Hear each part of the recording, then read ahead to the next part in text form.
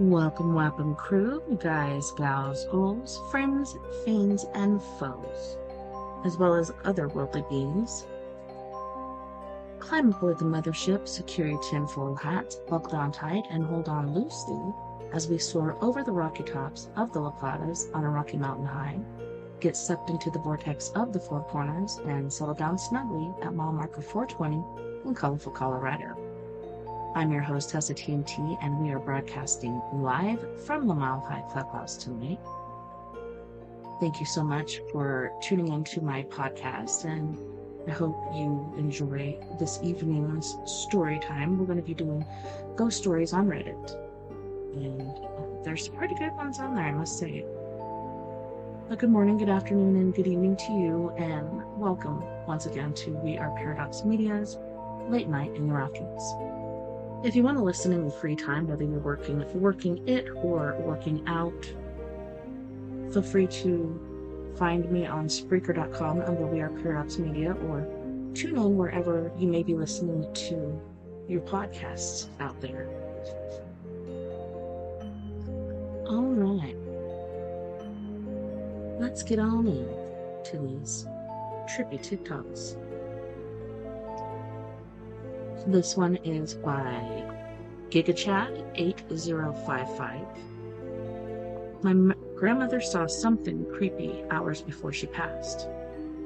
A few hours before my grandmother passed away, she was bedridden and couldn't walk suddenly. She lifted her hand and waved it, saying, "Go away, go away."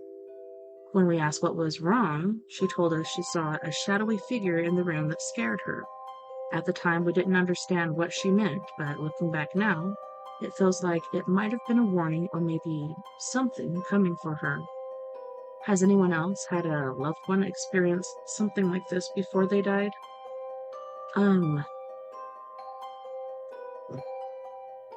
So my mother-in-law, she was seeing a little girl walking around with like a stuffed bunny, I believe it was.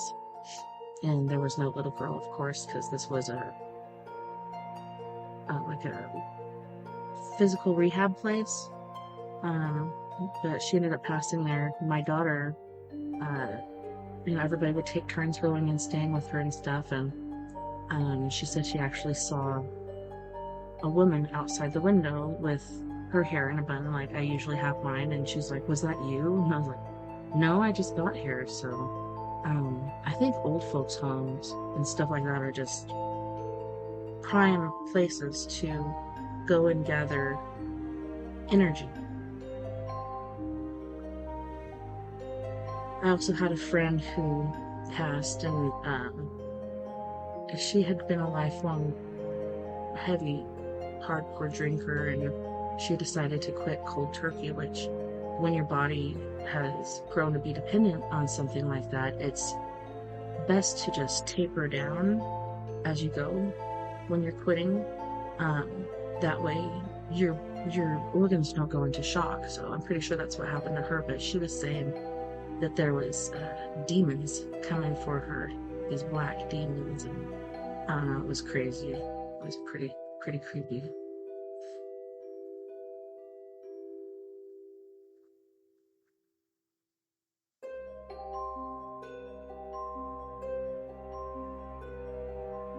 Let's see some of the comments under here. Hatfield Michael said, "I have worked in an ER for 15 years. Have had many patients say they see Jesus, angels, loved ones, or bright light before passing. Have seen quite a few scream in fear, say dark people there. Don't let them get me, similar before passing. We have many non-religious staff who believe that something or someone is coming to get them because of a number of instances and consistencies.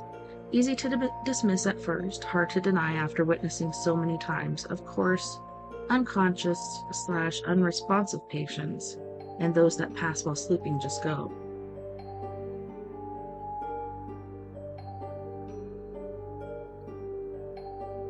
Isley Exotics says, "My dad died in 1997.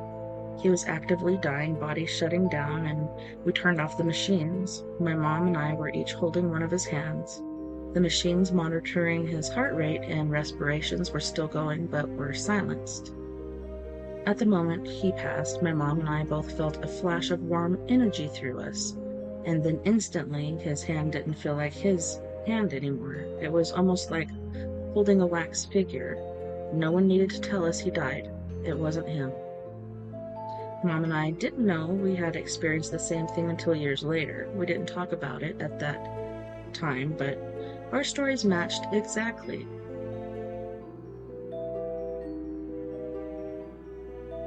Harry Cat said, I kind of have a similar story. My mom collapsed at home and they kept her in a medically induced coma. About 3 days later, I was holding her hand when I felt her hand grip mine. When she let go, I couldn't feel her there anymore, if you know what I mean. I didn't understand that feeling until my grandma died a few years later. I feel like their spirits leave before they die. Isley Exotic says, when I was still working as a nurse in a hospital. Hold on a second. I saw a lot of people die, and the other nurses and I collectively agreed that dying were always waiting for someone to arrive or someone to leave. A family member coming in from out of town, someone leaving to get lunch, always a transition. The bereaved usually will say, Dad knew to wait for so-and-so, or Mom knew so-and-so wouldn't be okay staying. I experienced this myself. My sister left my dad's bedside after being there all day, and he died the moment she left the room. Too Old to Care 91 said, my dad was a very private man. When he had fallen suddenly ill and was in a coma, my family took turns doing overnights by his bedside. I don't know if I need to turn this down a little bit. Let me turn it down just a smidgen. That's better.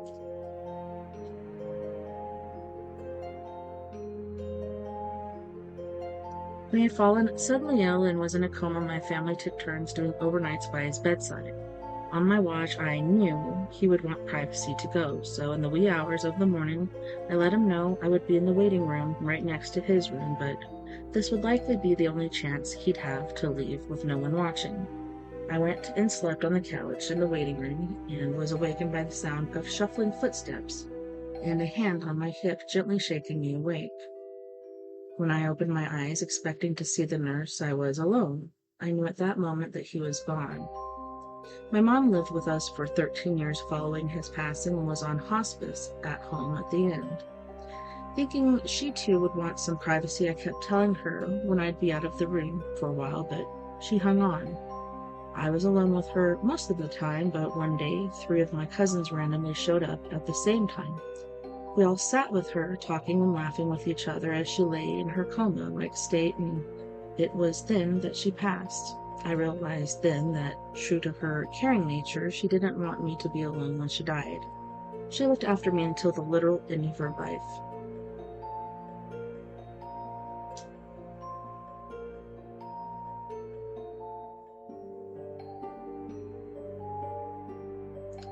Alright. This story is by Humanoid Encounters.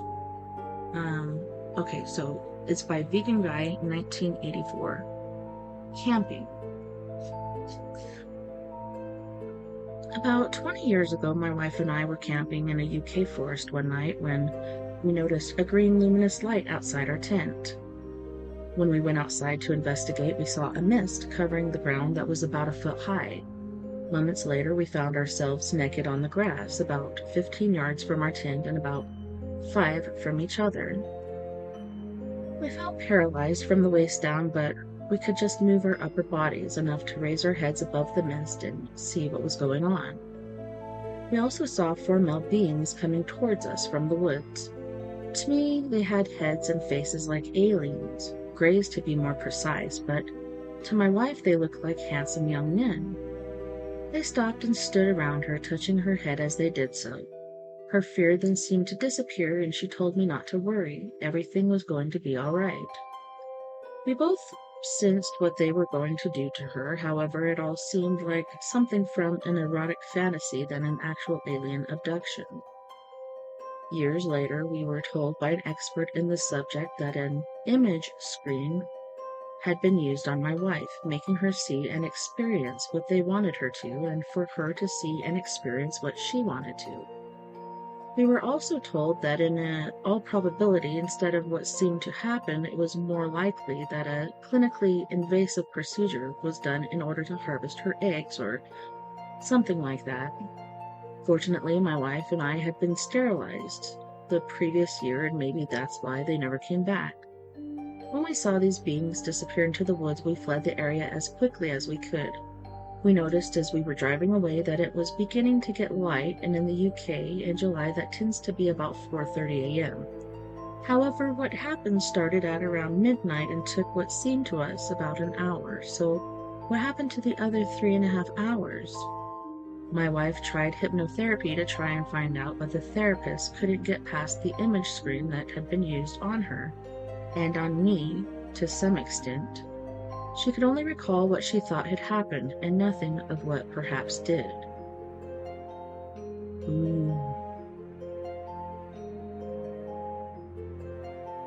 This one is by playful_program_9945. Has anyone experienced something like this near the water?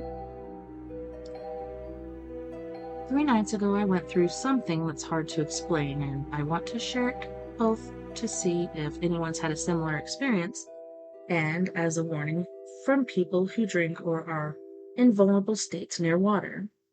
I was out drinking with friends, but eventually left and went to my boyfriend's place. I told him to stay home and not to follow me. For some reason, I felt drawn to the beach. On the walk down the hill, I got this horrible gut feeling like I already knew something bad was about to happen, and I cried before I even reached the water. When I got there, my boyfriend called me, and while we were on the phone, I heard his voice coming from far out in the water. He sounded distressed, calling out to me. I told him I could hear him and that I was going in to get him. Then the call cut off completely. My phone wasn't low on battery. Without hesitation, I went into the water with all my clothes and shoes still on. The moment I stepped in, I didn't feel cold at all, only warmth like walking into a hot tub. I kept calling for him, but his voice kept getting further away. I passed the first drop-off and was deep enough that the water was above my waist. My shoes felt incredibly heavy, and I moved so slow. I reached out in the water trying to find him, but then his voice stopped completely. All I could hear were the calm waves. The moonlight made the black water look still and eerie. That's when panic hit. I realized how deep I was and started crying and yelling. I don't want to die this way. It felt like something heavy was on me, like I was being watched from behind in the water. As I walked toward the shore, it felt like it was taking forever, like I was getting farther instead of closer, and I swear I felt a light push on my stomach as if trying to push me back in. When I finally got to the shore, I sat down, with my legs still in the water. The fear was gone, replaced with calm. My boyfriend called again, and I could still hear his voice in the water, even though he was actually home. I told him if he wasn't home, I'd go back in to find him. The rest of the night felt strange. I told him everything, but it felt almost like a hallucination, like I wasn't really there until I hugged him. The next day, I still felt watched, even inside, but without fear. In my culture, there are stories about spirits in the water that can call to you in familiar voices. They wait until you're vulnerable, and I was drunk, emotional, and alone. I believe something tried to lure me in that night. I walked away, but I know it's not gone. Please, if you ever feel pulled toward water when you're in a vulnerable state, especially if you hear a familiar voice, don't go.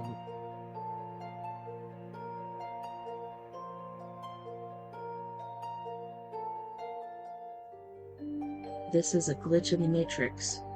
This is by worried_cable2291. Missing pill. So this really baffled me. I had a prescription bottle with one pill left on Sunday afternoon, right?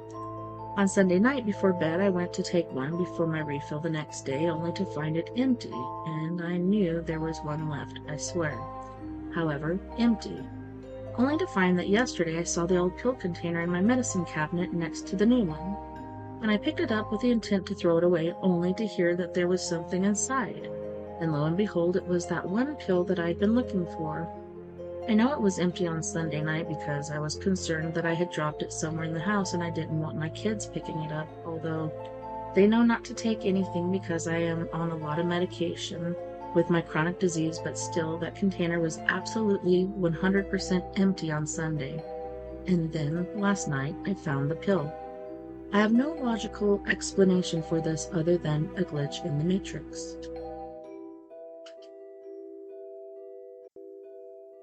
This is a ghost story by Anonymous 01221. I don't feel comfortable being around my brother. My brother and I are not that close. Before, yes, we talk, but no actual conversation. It's just like, have you eaten? What's for lunch or dinner? Something like that. No conversation, just asking questions. When I was still a teenager, if I remember correctly, I was around 17 at the time. At our old house, like an ancient house, I always saw him around our backyard, alone and just staring in one direction. I don't think that much. Maybe he's just, relaxing or whatever. Every time I ask my mom what he's doing there, she just says, "Let him. Don't mind him." There was this one time I saw him standing in our kitchen sink, and I thought he was washing the dishes. Our kitchen sink has a window, and you can see our backyard there and a big tree we call Nora. I called him for like 3 or 4 times, but he's not responding, so I poked him in the back and saw his face. He was pale and sweating. He asked, "Dude, are you seeing that?" And he was pointing at the tree. I'm a scaredy cat. I easily get frightened and I don't like watching horror movies. I didn't believe him because I saw nothing. I thought he was joking, but his face was pale, and I could sense that he's also scared. I told him to stop messing with my imagination and left him there. Fast forward, we are now living in our new house. We moved 2 years ago. This time our house is inside the village. No backyard, no big trees around, just the neighbors, a cement road, and some plants. We have 3 bedrooms, the master bedroom, my younger sister's bedroom, and our bedroom. My brother and I are sharing 1 bedroom. Until now, every time I remember this, it's giving me chills and goosebumps. One night at around 11 p.m., I was playing on my Nintendo Switch and I thought he was already sleeping. Our door is closed and we leave the lights in the hallway open always. My brother whispered, "Bro, I think someone is standing outside our door." And I told him maybe it was Mom or Dad checking if we're still awake, and we both went to sleep. The next day during breakfast, my brother asked our parents if they got up last night and checked on us or our sister. They told us that they were already asleep around 9 p.m. because they were exhausted cleaning the garage. My brother and I looked at each other. I'm no longer a scaredy cat now, okay? Just a little. My brother told us that he saw a shadow. How do I explain this? Our door has a maybe 1.5-inch space below. You can see if someone is out there. He saw someone standing outside and then walk slowly. Just a shadow. He was seeing that already for a long time, but didn't want to tell us. My parents wanted to take my brother to a mananawas, or a shaman, but it's against our beliefs. It didn't end there. We were experiencing paranormal stuff almost every night. Even I experienced creepy stuff. I will never forget this. One night while reading manga at my desk in our room, the lights went out. Power outage. I don't have a flashlight and I can't see where I put my phone. It was dark. I don't know how to explain this, but imagine a blind person walking with his hands waving in the air. So yeah, I was like that, finding my way outside the room. When I reached the hallway, I was reaching for the wood handle of our stairs. I felt something in front of me and touched it. I felt a shoulder, and the texture of cloth is rough. I didn't know if it was my mom or my dad, but I thought it was my mom because the shoulder felt like it's a body of a woman. I was walking slowly down the stairs, holding her shoulder. My dad shouted my name, telling me that they were at the living room, and replied, "I'm okay, Mom is with me." Oh gosh, I'm having a goosebump while typing this. My dad shouted, "Your mom is with us." Guys, I'm not making this up. It's real. and as an Asian, I believe that we Asians are the most haunted race in the world. Going back, I don't know how I did it, but I was like the Flash running to the living room without thinking that I might bump into something. I was so scared. That night I slept in my parents' room and told them what happened the next day. This is the weirdest part. We can feel the ghost or whoever it was during the day. My brother is experiencing sleep paralysis every night. He was choking during the sleep, mumbling something, and sometimes he's pointing at something out of nowhere. That gave me sleepless nights. I can only sleep during the afternoon in our living room. One day my brother lay down on our sofa and I'm sitting on the floor watching TV. He fell asleep, my mom was cooking, my sister went to school, and our dad was cleaning the car. My brother was sleeping for about an hour when suddenly he got up, sitting and staring at the ceiling. I turned off the TV and asked him, "What's the matter?" He said, "I hear someone is running upstairs." He was sweating and shaking. I called my mom and she tried to talk to him. We saw how scared my brother was, and my parents decided that we should take him to a shaman. When we were at the shaman's place, my brother looked kind of good. I mean, he was not looking pale anymore, and while waiting for the shaman, we saw my brother staring at the big tree near the shaman's house. I was like, oh, come on, here we go again. When the shaman came, he asked my brother, "You see her too?" She was referring to the white lady at the tree. The shaman didn't even ask why we were there and directly told us that a spirit of a woman is living with us. When my brother was a teen back at our old house, he attracted a spirit. Yeah, a spirit was attracted to my brother, and I didn't leave him since then. The reason why my brother was experiencing sleep paralysis was because of that spirit being jealous because my brother got a girlfriend. Heartbreaking for the ghost. And she was angry at my brother. The shaman gave my brother a pendant and was asked to wear that every time he goes to a place he's not familiar with because he easily attracts spirits. And my mom was tasked to light a stick we call incense, every 6 p.m. for 2 weeks. Now we are living and sleeping peacefully, but I'll admit, I still don't feel comfortable being around my brother. I feel like there's still something attached to him.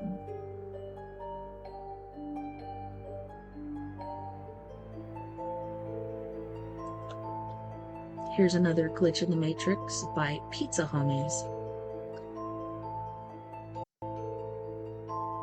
I swear we jumped. Okay, so I and 2 of my friends were playing Monopoly until like 5:30 in the morning. We have night schedules, so this is a normal time for us. Me and my friend, whom we'll call Samantha, were losing to her boyfriend, whom we'll call Tim. Okay, so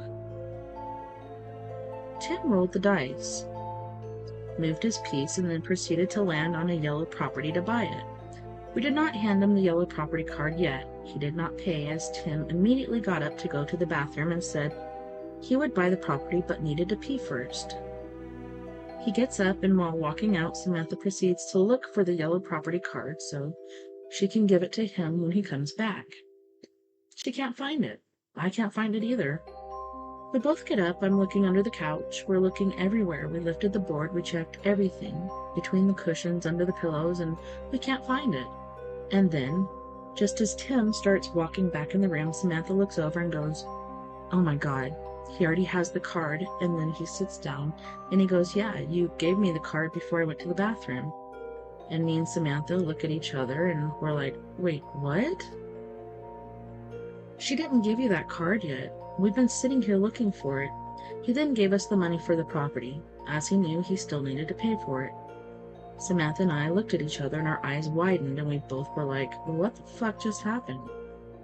We know for a fact we did not give you that card yet. Tim swears up and down that we gave him that card before he went to the bathroom, and Samantha and I swear up and down that we know we didn't give him that card, which we indeed got the money for after he came back, so he was not trying to cheat in any way either.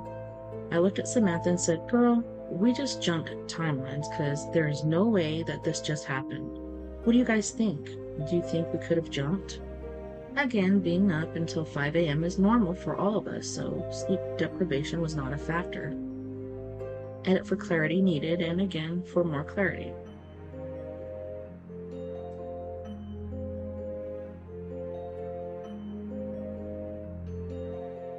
This is a ghost story by She's Cold-Hearted. I think I upset the man that died in this house. So I've lived in this house in the Appalachian Mountains since late winter 2021, and the previous owner had a stroke or heart attack. I can't remember exactly. The ambulance came and he went to the community hospital, very small hospital, but the wife didn't care. She stayed here while her husband went to the hospital with his best friend, whom is still alive and a cool old man. He later died after arriving at the hospital. Personally, I think his spirit died in this house and stayed here. He died on Valentine's Day 2016. We didn't buy the place, I think it is. It's spelled but I'm pretty sure it's buy, until 2021. Since living here, there's been things that have moved, but my husband nor I have moved them. We've both woken up to the hallway floors creaking in the middle of the night. We both have PTSD, and my husband would swear he'd hear someone walking in the house. Go downstairs and check the cameras, and there was nothing, obviously. Small things like this would go on for a few years, and we would joke and say, "It's just Tommy messing with us." Fast forward to about 25 minutes ago. I was looking at the houses across the state line in West Virginia. I started showing my husband one that I was interested in. Mind you, we have now no intentions of moving right now. I just like looking at what's being listed for sale around this area. Anyways, I showed my husband and I said, "I really like this house and the view is way better." All of a sudden, my smoke detector starts going off. We both start looking around the house, checking every room, but the smoke detector stopped, and we're still checking to make sure there's nothing burning. I might sound crazy, but I think Tommy got mad. I was looking at other houses and he wanted me to stop looking. I don't know though. I just thought that this was weird, and nothing like this has ever happened before.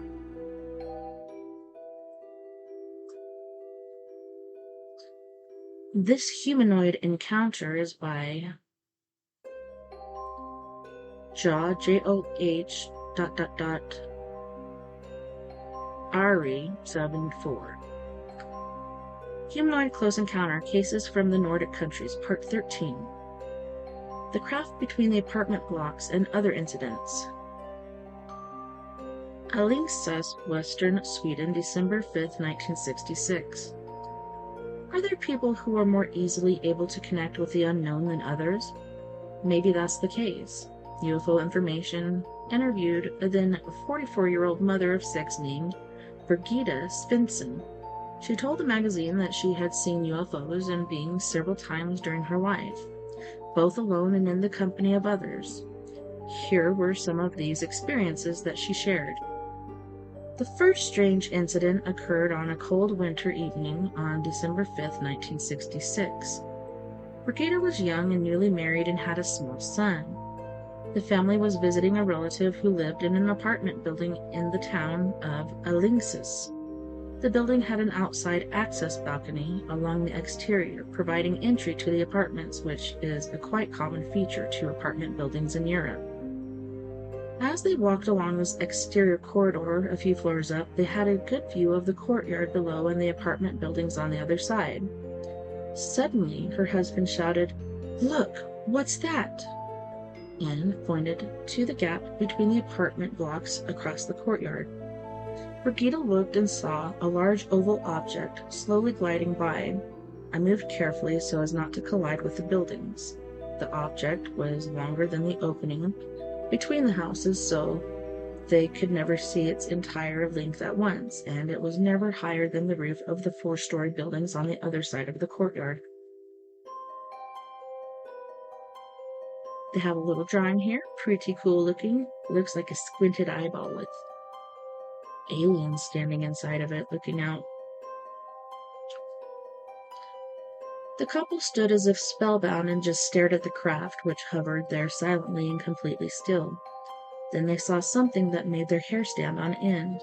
From a row of windows on the side, a bluish glow radiated, and in the light from this they saw the silhouettes of 4 people dressed in black who they perceived to be somewhat shorter than a normal-sized person. They saw them very clearly because the distance was only between 75 to 100 meters, which is 245 to 330 feet away. After a minute or so, the craft disappeared silently behind the buildings. The family was left standing on the balcony, and they didn't know what to think. What had they just witnessed? Visitors from another world? And why here? It couldn't be imagination since they had both seen this. Then they hurried to the relative's apartment, who let them into the warmth and safety.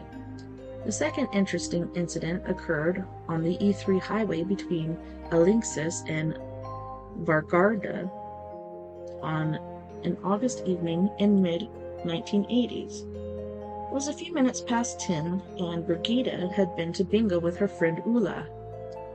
They also had their daughters Angela and Pernilla in the car. Both girls were then 10 years old. It was a beautiful starry evening, and they were traveling through a dark agricultural landscape with fields and forests, and there was very little traffic on the road. As they were traveling on a straight stretch of road with good visibility, they could see about a kilometer, 0.62 miles ahead. A bright object suddenly appeared over a grove of trees on the left side of the road. It was gliding along at a very low altitude, and Brigitte stopped the car at the edge of the road and turned off the engine. She was going to get out of the vehicle to get a better look. She also told Ulla to get out too. But then the children got scared and shouted that none of the mothers were allowed to get out of the car. Brigitte rolled down the window instead so she could observe the bright object more clearly, and for a minute or so she was able to study it. Ulla also rolled down the window and looked out. The unknown craft flew slowly and very low, and they almost thought it would land in the middle of the road or in the fields next to it. The outlines of the object on the top were a little hard to make out against the night sky, but from the sides and from below it was radiating hundreds of lights. It looked as if the white light was radiating through a piece of sheet metal perforated with hundreds of holes. Around the edges of the middle there was a pulsating row of red lights, and at the bottom of the craft in the middle there was a T-shaped collection of white lights. The object was hovering next to the road at a height of about 50 meters, which is 165 feet, and the lights from the hundreds of lights on the bottom illuminated some sheds at the edge of a nearby farm. They held their breath and almost thought it was going to collide with the bar. But just before the craft passed over the farm, it turned away and rose upwards. Suddenly, they also saw something happening on the bottom. The T-shaped light changed to a triangle of white light. The craft now increased its speed a little, and the lights began to pulsate more intensely, until it disappeared upwards into the sky. The woman did not believe that it was an airplane or blimp they had seen, and all 4 in the car perceived the sighting about the same. An enormously large, slowly and silently gliding object, with lots of pulsating lights on its hull. It took a couple minutes for the craft to move the approximate 2 kilometers, 1.2 miles, that it was visible from the car. During the sighting, another car also came from the opposite direction, and the driver also seemed to have seen the large illuminated object. He stopped the car for a second, and then quickly drove away. Brigitte told the newspaper that she would have liked to get in contact with the driver of that car. It was also reported that the craft had been seen by a group of youths nearby who had been to an event at a school at exactly the same time.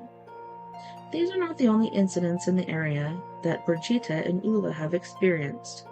There have also been sightings of light orbs floating over the railway on several occasions, and strange pillars of light which have scared the hell out of people as they thought these might be luminous creatures. A farmer in the area was out driving his tractor one evening when a pillar of light blocked his path in the road, and which he did not want to collide with. One evening, when 2 of Ulla's children and their dog had been visiting friends in the neighboring farm and were walking home, a bright shining object suddenly came and stopped next to the road. Brigida from the neighboring farm had also seen the light. The children were scared and ran home, but the dog was the most scared. He never dared to be out in the yard alone in the evenings again, as he had been before. Brigida and Ula believed that there might be some mysterious magnetic field or minerals in the earth in the area that attracted these objects to come here. Brigida also had mental contact with beings a few times that she believes control these craft. At first, she didn't really want to tell anyone about this because people might think she was crazy. One night, she woke up with a strong feeling to get out of bed and look out the window. Something led her there. Outside the window, a brightly shining object floated, which then immediately shot upwards and disappeared. Brigida believed that the beings wanted to tell her or show her something. The two friends are strongly convinced that they have seen something unusual on several occasions, and several other witnesses have also been present, confirming their observations. Source: UFO Information Number 3, 1993, Himmett's Journal, Number 25 and 26, 1991. Woman encounters craft with transparent globe. Har lived near Aarhus, Denmark, 1985. It was evening and the witness was walking in a residential area along Grønhofers Street on her way to Parallel Road, Gamle, Sillingvej, and she had planned to take the narrow pedestrian path that went between the two roads. Since the path was below street level, she went down a tiled staircase, and just as she was about to step down, she saw a flying object that looked like nothing she'd ever seen before. At first, it looked like a helicopter and was about the same size and shape, but with a flat bottom, kind of an igloo. It had no propellers and, of course, no wings either. It was transparent, apparently constructed of glass-like material. Therefore, she could see into the object's cockpit, and there she saw two men sitting next to each other, but she only saw one clearly, namely the one sitting on the same side where he stood. The man was tall, slim, with long legs, and was probably around 40 to 50 years old. The witness noticed that this man had his hands placed on something resembling a control panel. The object was close, maybe 50 meters up, which is 165 feet, and was hovering still in midair. The witness was extremely taken aback and a little scared because of the unexpectedness of the situation, and she tightly clutched the railing that bordered the stairs. She turned her head to look for other witnesses, namely a woman she had seen in the nearby parking lot stuffing something in the trunk of her car. She wanted to shout out, but she couldn't. She resented, and still does, that she hadn't fixed her gaze on the object, because then she probably would have seen it when it moved away or disappeared. The object made no sound. She was only told a few people about the episode.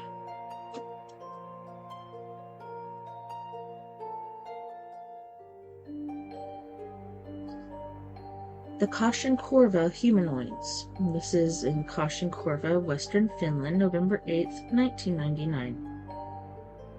This was a quite peculiar humanoid sighting near Koskenkorva village. Some of you might have heard the name Koskenkorva before in a totally different context, since it is also the name of a famous Finnish vodka brand. The witness was a man in his middle 40s at the time named Hanu. He is probably now in his late 60s, early 70s, in the TV show, who lived in a house out in the countryside near the village. He was a collector of veteran cars, bikes, trucks, and other technical stuff, so around his house there were quite a lot of old machinery and rusty car parts and scrap metal laying around in the yard. It was an evening in early November, and the time was around 8:30. Hanu was inside the house when he suddenly heard his 3 dogs out in the yard barking loudly. He went outside to look because he thought that maybe someone wanted to steal something from his garage or paint shop. Shortly afterwards, the dogs fell silent again, and Hanu walked around the house and his yard to check that everything was as it should be. When he came to the old outhouse at the edge of the yard, he went behind it to stand at the end of the field and smoke a little philosophize. When he had lit a cigarette, To his surprise, he began to see a figure take shape 2 meters, which is 6.5 feet in front of him in the field. It materialized out of nowhere. Hanu at first thought that someone was joking with him and started looking around for a hidden projector. The being that now stood before him appeared to be naked, and its skin had appeared to be frost on it. Hanu described it as looking as if the humanoid was melting. It was impossible to tell if it was a male or a female being because it had no gender. It had 2 eyes like a human, but they were larger than normal and dark and slanted slightly downward, so it almost looked sad. He could also see that it had a large nose that resembled Clint Eastwood's, as he put it. However, the being had no mouth, hair, or any visible ears, and its skin was something of a blue-gray hue. Now Hanu could also see that there was more than one being. He couldn't really specify how many, maybe 2 or 3. He stood there and looked at them for a minute or so without anything happening. Then he thought he would blow cigarette smoke at them. When the smoke blew towards the humanoids, it turned right around and came back to Hanu. He now noticed that there was a coldness coming from the beings. Hanu also felt that his body was starting to itch, another strange effect. He now also noticed that it looked as if liquid was running down to the ground from their fingers. When almost 10 minutes had passed, Hanu's surprise and curiosity began to change to fear.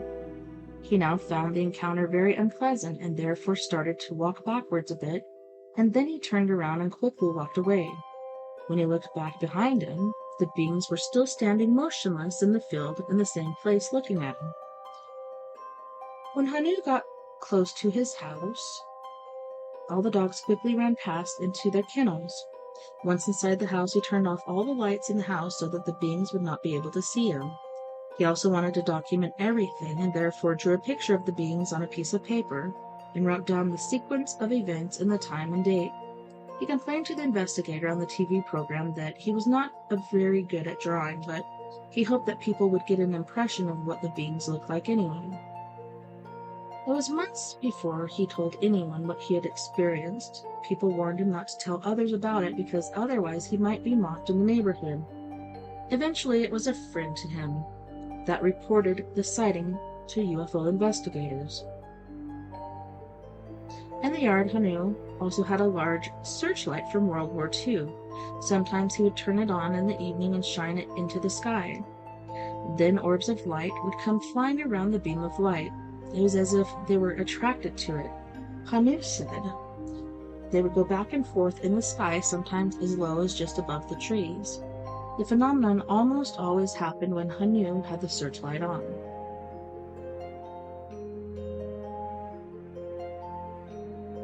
Boy sees a being and a landed UFO in the forest. This is in Drammen near Oslo in Norway, September 27, 2010. A schoolboy who wished to remain anonymous from Drammen was on a field trip with his class in the forest. Because he had to pee, he slipped away from the others and went deeper into the forest a little bit, about 100 to 150 meters, which is 328 to 492 feet. When he was done, he suddenly saw a short being that was only 1.30 meters tall, which is 4.25 feet, watching him from a small clearing not far away. It had gray skin, dark hair on its large head, long arms, and relatively small hands. The being was also wearing a brown jacket or something that resembled a jacket according to the boy. It then started talking to the boy in some way, but he did not understand a word of what it said. The boy started talking back to the being, and it seemed as if it understood what the boy was saying. 20 to 30 meters, 65 to 100 feet behind the short being, the boy could see a silver-colored object that was 3 to 4 meters in diameter, which is 10 to 13 feet, and had a semi-transparent glass top from each side of the object. Something protruded, like some kind of wing, and they were 50 centimeters, 1.6 feet wide. The object rested on the ground with 3 landing legs that were about half a meter. The boy and the being tried to communicate and looked at each other for about a minute or so, then it went back to the silvery craft. It opened a hatch slightly behind the object, stepped in, and disappeared. Without A sound the craft lifted rose above the trees, where it stayed for a short moment, then shot off towards the southwest at great speed, and with a faint buzzing sound. The surprised boy now walked back to his group a short distance away. It seemed as if none of his classmates or any of the teachers had seen anything unusual, which was perhaps not so strange since the forest was dense. The boy also did not tell any of the others what he had experienced. In fact, he had not told anyone at all until a few years later, when he submitted a report to UFO Norway. Source: UFO number 2, 2015.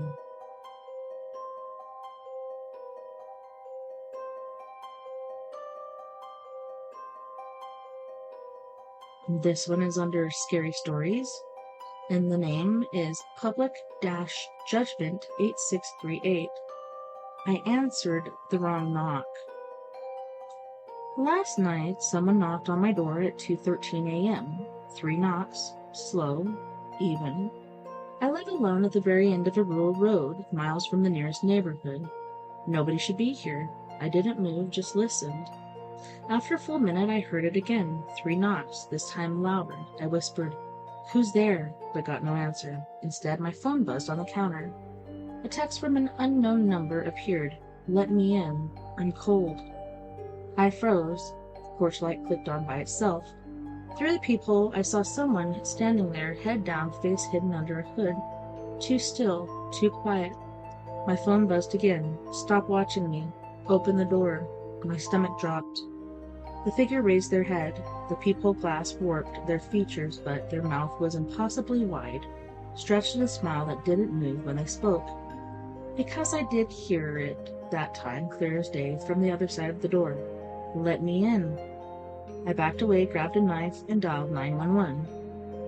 The operator's voice was calm when she answered, but the words didn't make sense until she repeated them. "Sir, we've already had units dispatched to your address. Don't open the door. Don't make a sound, and whatever you do," she paused, "don't look out the windows." Creepy. Here's another glitch in the Matrix for you. Hotel glitch.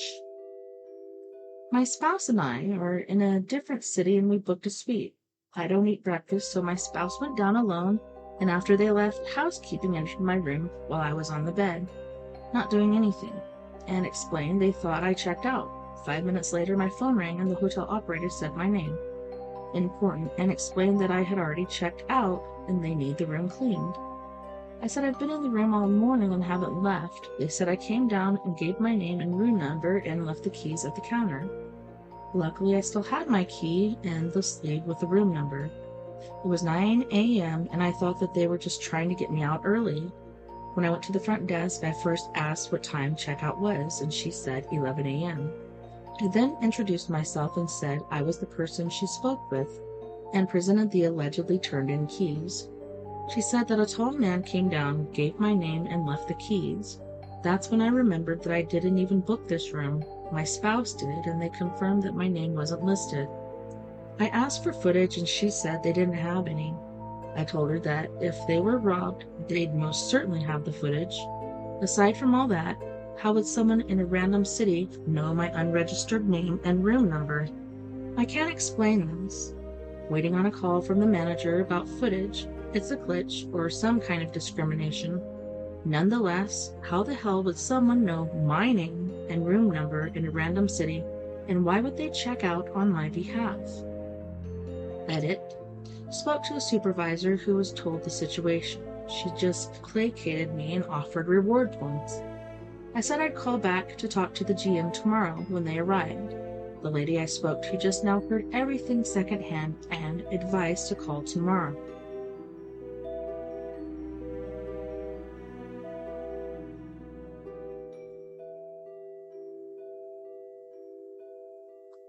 Paranormal encounters. This one is written by That Cornell Bitch. I'm still unsettled to this day and just need to share this. TLDR.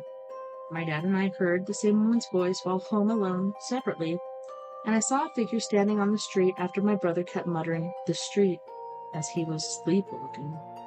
If anyone has any ideas of what this was, even if it wasn't paranormal, please share. To be fair, I would also think this could be rationally explained if I did not personally experience it, or if it was a one-time event. Growing up, I was never the kid to worry about ghosts. I thought it was complete nonsense, made up only to scare others, garner attention, or profit. It didn't help that my family was extremely Christian, which dissuaded me from believing in anything supernatural. I am also extremely scientific in my mindset. If it's not concretely backed by science, I don't believe in it, for the most part. I'm now somewhat agnostic in the sense that I believe there is a creator or something greater than myself, which I call God, but I don't ascribe this God to any certain religion. I attribute my current beliefs largely to these two experiences. When I was 13, my family moved to a new house. It was newly built on a new settlement, the first house, so it was even stranger. There were inexplicable events. Think lights flickering, the TV turning on by itself, cold spots, unmistakable footsteps, but the clearest sign I had ever heard came when I was 16. I was at home, sick from school. Nobody else was home. It was maybe 9 a.m. I woke up to the sound of a woman's voice. The voice said, "Hello? Hello?"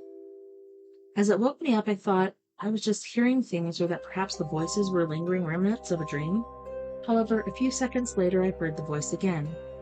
That was absolutely unmistakably a woman's voice. It wasn't very loud, but distinct, as if someone was speaking somewhat forcefully on the floor below me. I figured it was my grandmother, as she was known to use that exact sequence of words, but the tone and delayed onset sounded slightly different. I called back a couple times. I didn't receive a response, so I got up and walked to the middle floor. I didn't see anyone, so I called out again. There was no response. I didn't hear or see the door open nor a window, so I'm confident nobody left the house. I called out again, and like before, there was no response. I brushed it off and figured that if it was my grandmother, she would come find me. However, the house was quiet until the rest of my family came home. I asked if somebody had come by and was assured that nobody was home. The doors had been locked all day. I called my grandma, and she said she hadn't been over either.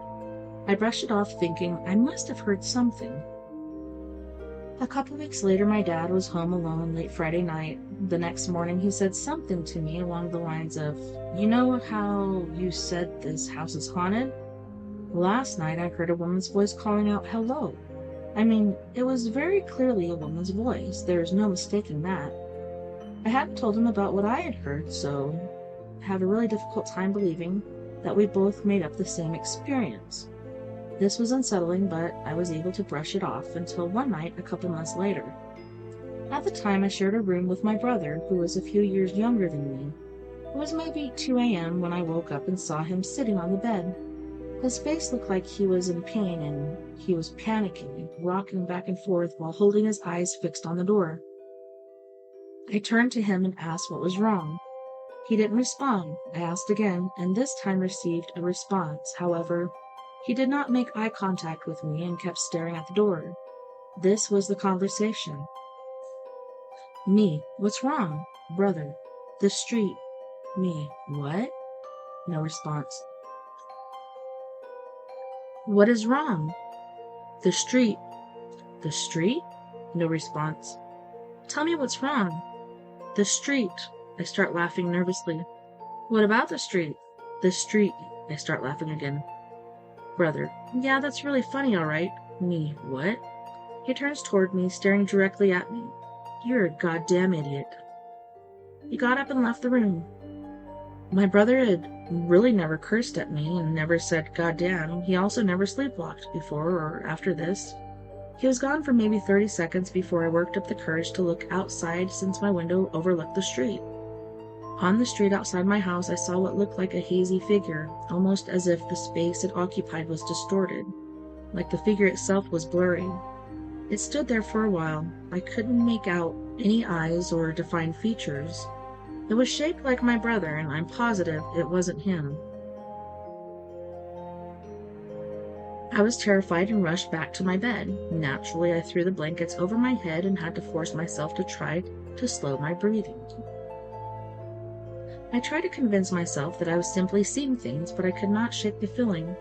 Eventually, I calmed down until I heard the door open. Once again terrified, I breathe a sigh of relief as I see my brother walk in, staring blankly at the wall behind his bed as he walked.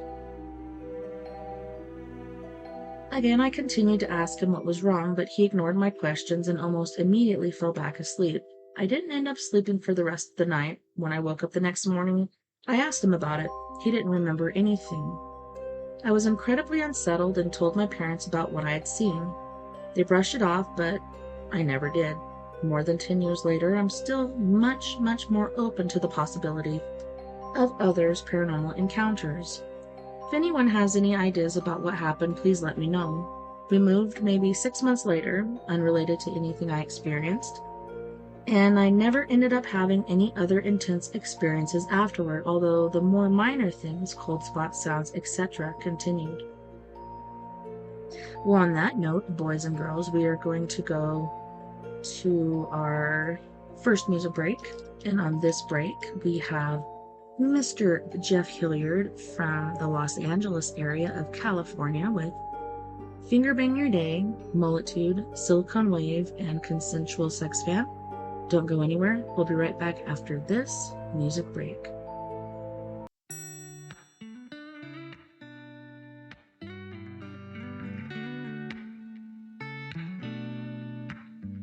When your life is a never-ending train wreck, and you feel like you're drowning in a sea of regret, with a bit of oppression pressing down on your neck, it hurts so bad.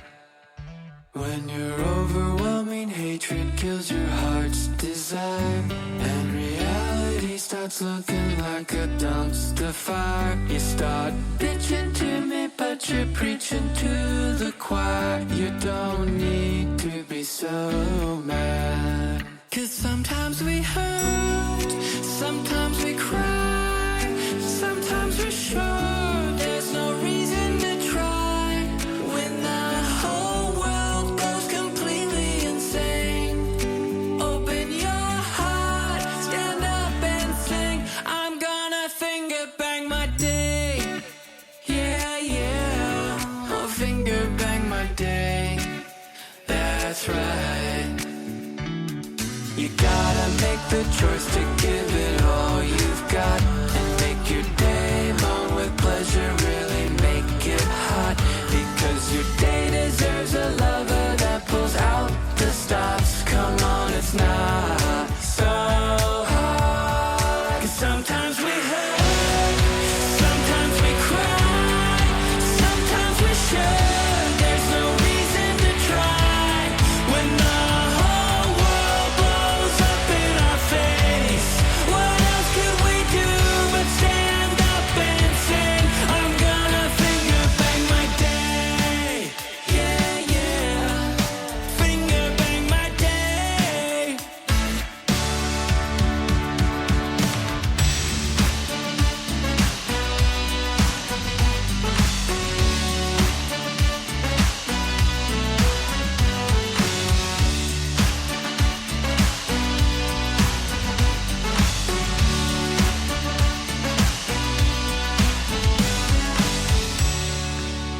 Hey, what are we really doing?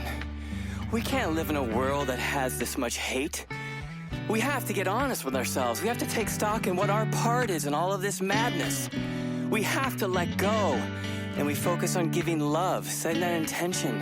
And each and every single one of us gets up every day with the intention to give love. And we do it. We go out there and we give love every single day. Each one of us gets out there and makes love to our day, giving our day a multiple orgasm. The whole world will be orgasmic for the rest of eternity. Sometimes we hurt, sometimes we cry, sometimes we sure there's no reason to try. When the whole world is fucking insane, we open our hearts, stand up and sing. I'm gonna finger bang my day.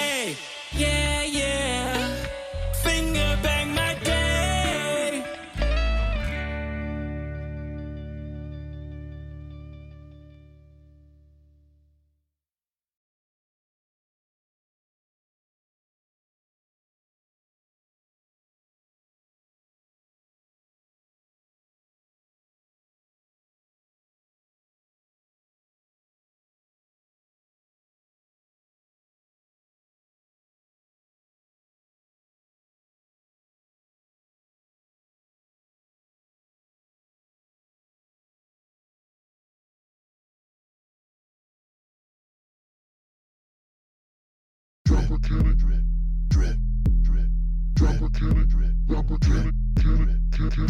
got molar moves, got that molar too. You think it's wrong? I could've had too long. Fuck that. Check these molar moves. You need a molar too. I can do no wrong. Back of the head long, never gonna cut it. All these hookers sweet on me. Look at them chasing me, showing me that ass. And I banged up the snatch. I do this shit for free. Go down your mom till 3. She's taking selfies with the mullet like it's history. How can I maneuver you with that pussy, dude? You sit like Buddha waiting on it to come to you. My lines are straight to the point. She shows me gratitude. So what's your latitude? Let's adjust your attitude. Head with a alligator, double dually Lamborghini. All up in a silly little yellow polka dot bikini. I got molar moves, I got that molar too. You think it's wrong? Back of the head too long. Fuck that. Head with a alligator, double dually Lamborghini. All up in a silly little yellow polka dot bikini. Check these molar moves. You need a molar too. I can do no wrong. Back of the head, I'm never gonna cut it. Alligator, double dually Lamborghini. All up in a silly little yellow polka dot bikini. You're like the butt of a butternut cutting up panini. So climb back in your kangaroo pouch like a rolling genie. These moves are hot, these locks I got. This power cannot be disputed and it can't be bought. So you can find me in the studio with all these thoughts. You wanna fight my style, but you can't be what you're not, neighbor. I got molar moves, I got that molar too. You think it's wrong? Back of the head too long. Fuck that. Check these molar moves. You need a molar too. I can do no wrong. Back of the head long, never gonna cut it. Got that motherfucking ballin'.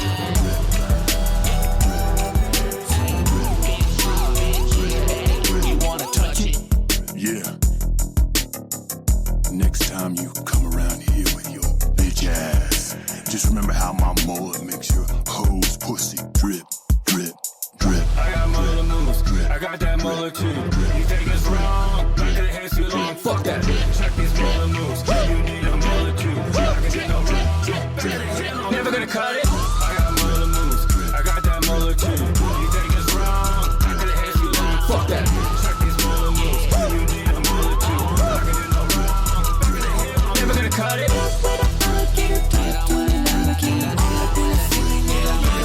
Never gonna cut it.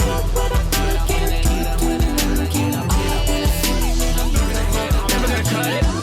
Drip, drip, Molar moves. Just a mullet, bitch. Molar moves. drip, drip. Molar moves. All up in a silly little yellow bucket. Never gonna cut it.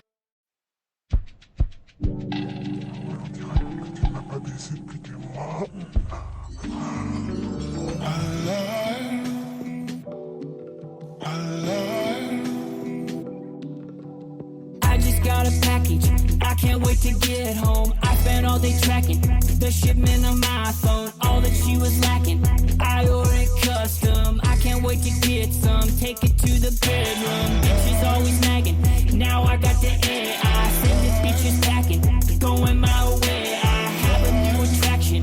Don't care what you say. It's better in every way. Now baby, it's time to play. We're gonna make us a tape and show everyone the way. Cause I'm going my way, riding up the Silicon Way. I wanna see on the game with my new real dog. I'm gonna play. Just second way to my Silicon Way. She is here to stay. She's my new real dog, and it's time to play.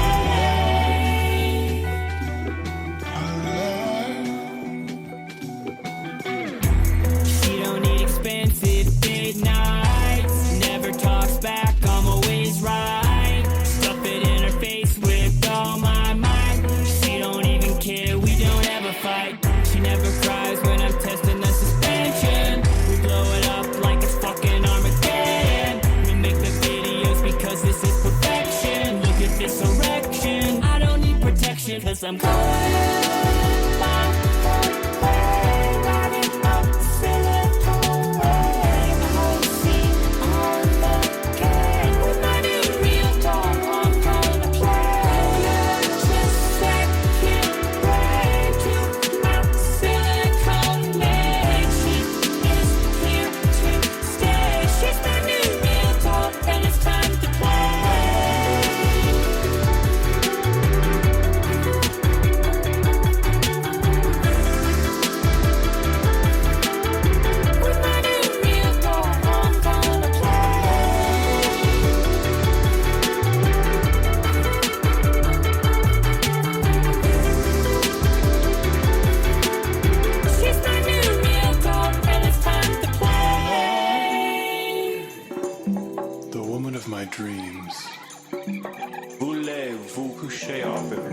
Fais-moi l'amour.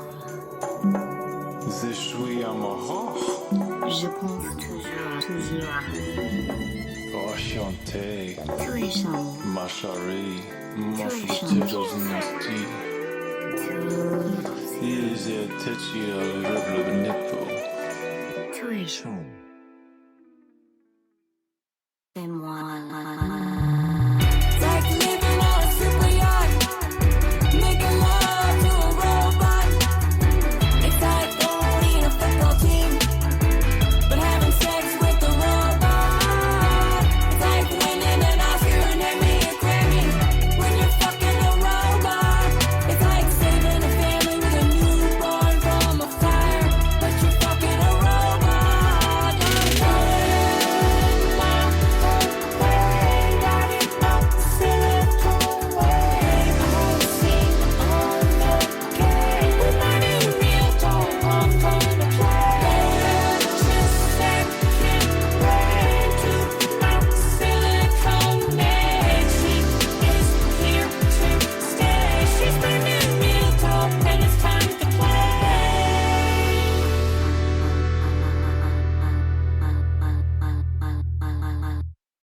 Do you wanna go for a ride in my consensual sex van? Do you wanna go for a ride in my consensual sex van? Let me take you far away from all this huff and puff. There will be nothing in between our love, like a pair of doves flying high above, where nothing can touch us, touching softly. Don't let me go, I won't let you go. This is eternity with me, baby. Do you wanna go for a ride in my consensual sex van? Do you wanna go for a ride in my consensual sex van? You don't have to be alone.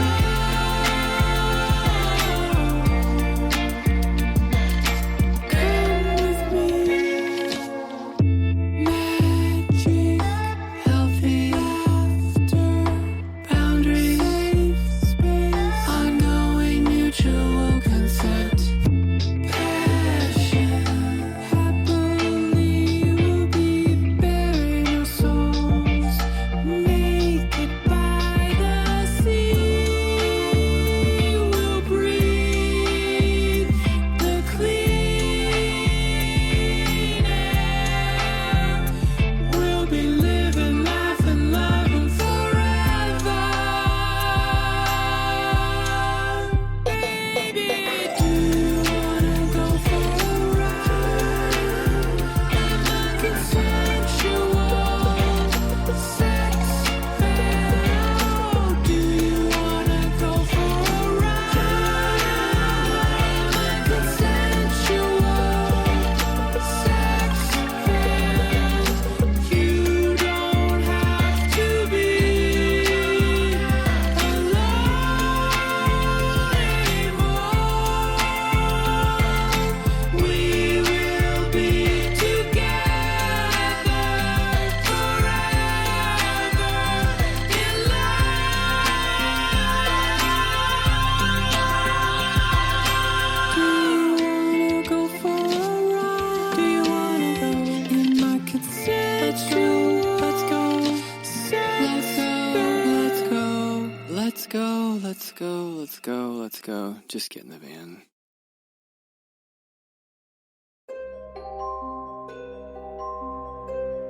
Welcome back, and thanks so much for hanging out with me tonight on We Are Paradox Media's Late Night in the Rockies.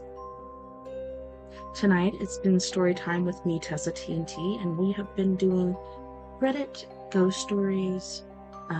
There's also been scary stories. There's also been humanoid encounters. We're hitting so many different bases tonight, but I answered the wrong knock. It just came up again, and we've already read part 1 and part 2, so I went to the page once this was written so we could do all the parts. So we know what's going on. So this is by Public-Judgment 8638. This is part 3. Last week I broke. For days I ignored the buzzing at 2:13 a.m., letting the phone vibrate until it stopped, but the messages kept piling up. Always the same, let me in, sometimes followed by, I'm already inside. I told myself I'd never answer, but last week, half asleep and desperate, I did. The moment I picked up, the line was dead silent. No breathing, no background noise, just static. I almost hung up until a second voice came through, not on the phone, behind me. You took too long. I spun around. The room was empty. My chest tightened, but before I could move, my phone screen flickered. A video call had started on its own. The hooded figure filled the screen, face still hidden. Only this time, the camera angle wasn't outside my door. It was from inside my house, behind me. I dropped the phone and ran. To every lock, every window, every closet, nothing, empty. When I finally picked the phone back up, the feed had changed. It showed my bed, my sheets, the indentation of someone lying there, breathing slowly. I don't sleep in my bed anymore. I can't, but the buzzing hasn't stopped, and now the messages are different. Stop ignoring me. I'm getting in tonight.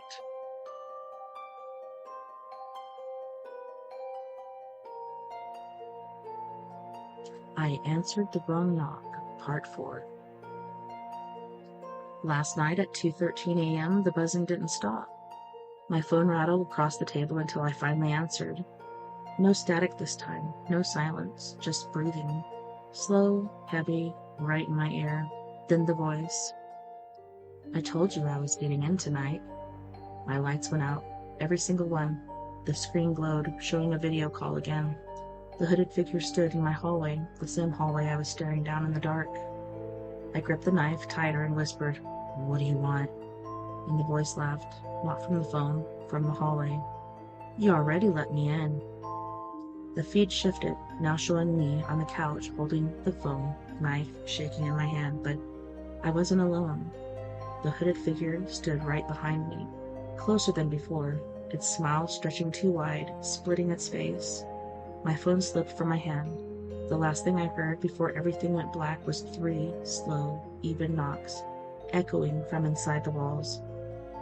I woke up this morning in my bed, the phone beside me. One final message waited on the screen. See you tomorrow night.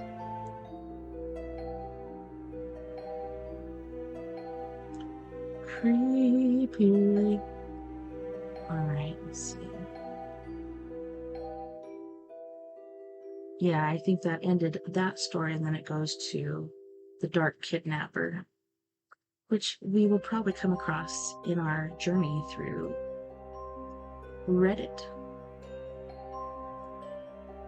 This ghost story is by GigaChad8055. My friend gave a lift to a stranger, but he vanished while I was riding. Many years ago, a man I know was riding his bike home after finishing a night shift. It was around 2 a.m. and the road he took went through a high, quiet area, almost like a forest road. While riding, he saw a boy, maybe about 16 years old, standing by the side of the road asking for a lift. He stopped and let the boy get on the back. They talked for a little while as they rode. Then suddenly, complete silence. When the man looked back, the boy was gone. No sound, no movement, just gone. Then suddenly, complete silence. He panicked and became mentally weak from the shock of that night. The strange atmosphere and the way it happened really affected him. He saw a psychologist, and it took months before he felt normal again. Nope. In the title it says I was writing, but this actually happened to a man I know, not me directly. Okay. We have another glitch in the Matrix. This is by Halloween Sibs. I saw the same couple twice in 30 seconds in two places they couldn't possibly be. My brain is broken. I was driving home tonight when I spotted a couple walking away from the ice cream shop. The girl reminded me of my cousin Gracie. Same hair, same clothing style, holding hands with a guy who looked a lot like her boyfriend. They were walking in the opposite direction from me.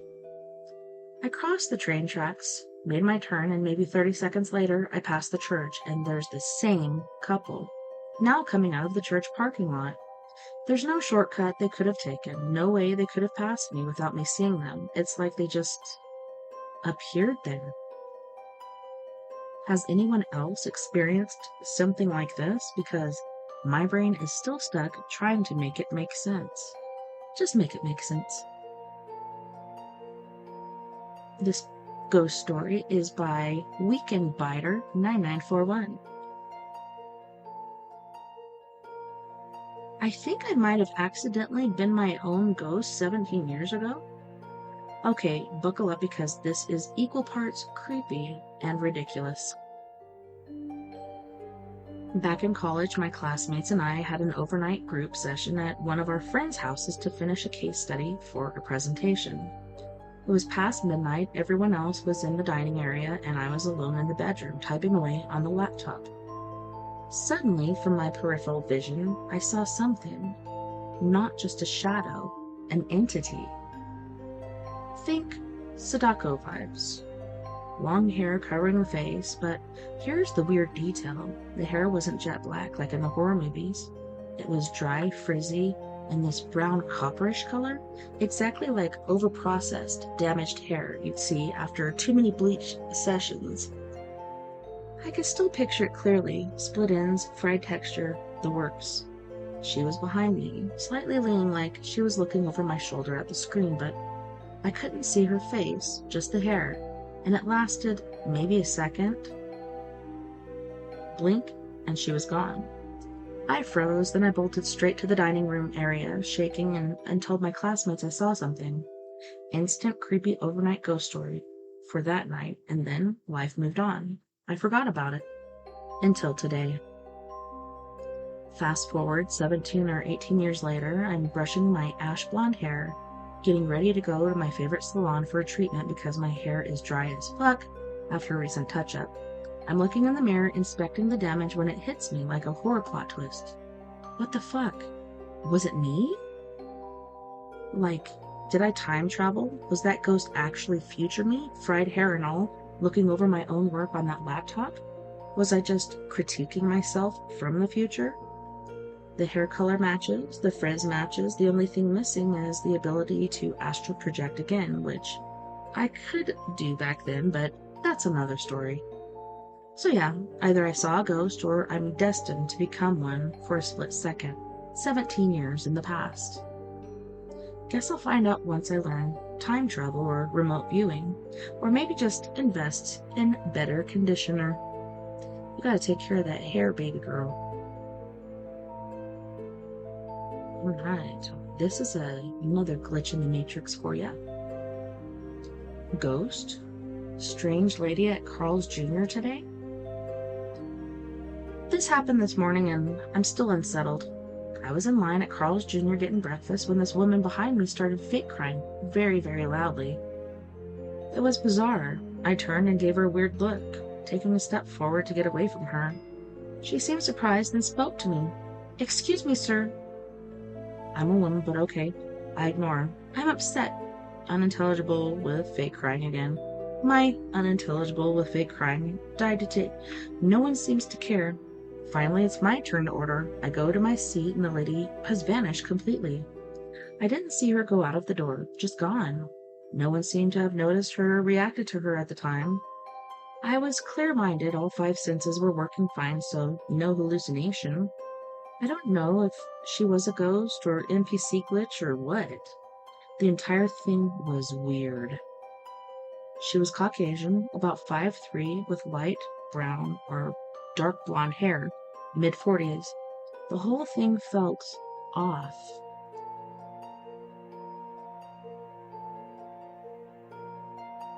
Here's a ghost story from Chrono2055. We thought my stepmom's illness would kill her, but something darker was waiting.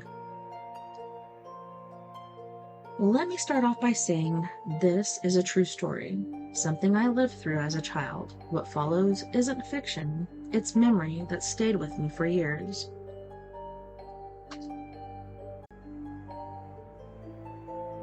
Before my stepmom died, I used to see two things in the house: a glowing woman in white and a black, shapeless mass. The woman felt calm, almost protective. The black mass never touched me, but I later learned it wasn't so passive with my stepmom. I was born in Alaska, though the word home never meant much to me. My father was in the military, and we drifted from place to place like leaves caught in a restless wind. My earliest memories settle in North Carolina on Pope Air Force Base, a flat stretch of earth where summer air clung heavy to the skin, and the nights seemed darker than they should have been. When my parents divorced, I stayed with my dad. He remarried quickly. My new stepmom was pale, frail, and often in and out of the hospital. A feeding tube curled from her chest like some foreign root, an anchor that seemed to tether her between here and somewhere else. It wasn't long after she moved in that the nights began to feel different, like the house was listening. The first time I saw her, it was late. The house asleep, breathing in soft creaks. I had slipped from my bed to fetch a glass of water. In the kitchen, the refrigerator hummed faintly, the only sound in the stillness. Then I climbed the stairs toward my bedroom, glass in hand. Halfway up, I froze. At the landing just beyond the banister, stepping out of my room, was a woman in flowing white. She glowed faintly, not like a lamp, but like the afterlight that lingers when the moon is hidden by clouds. She didn't look at me, didn't speak, just drifted into my sister's room. The glass in my hand trembled. I couldn't yell for help, worried it would come for me. I spent the rest of the night downstairs. The next morning, after telling my family, they brushed it off as a nightmare. I really wanted to believe them. Weeks later, I saw her again. This time, she passed right in front of my door, silent, serene. No fear this time, only an odd sense of serenity.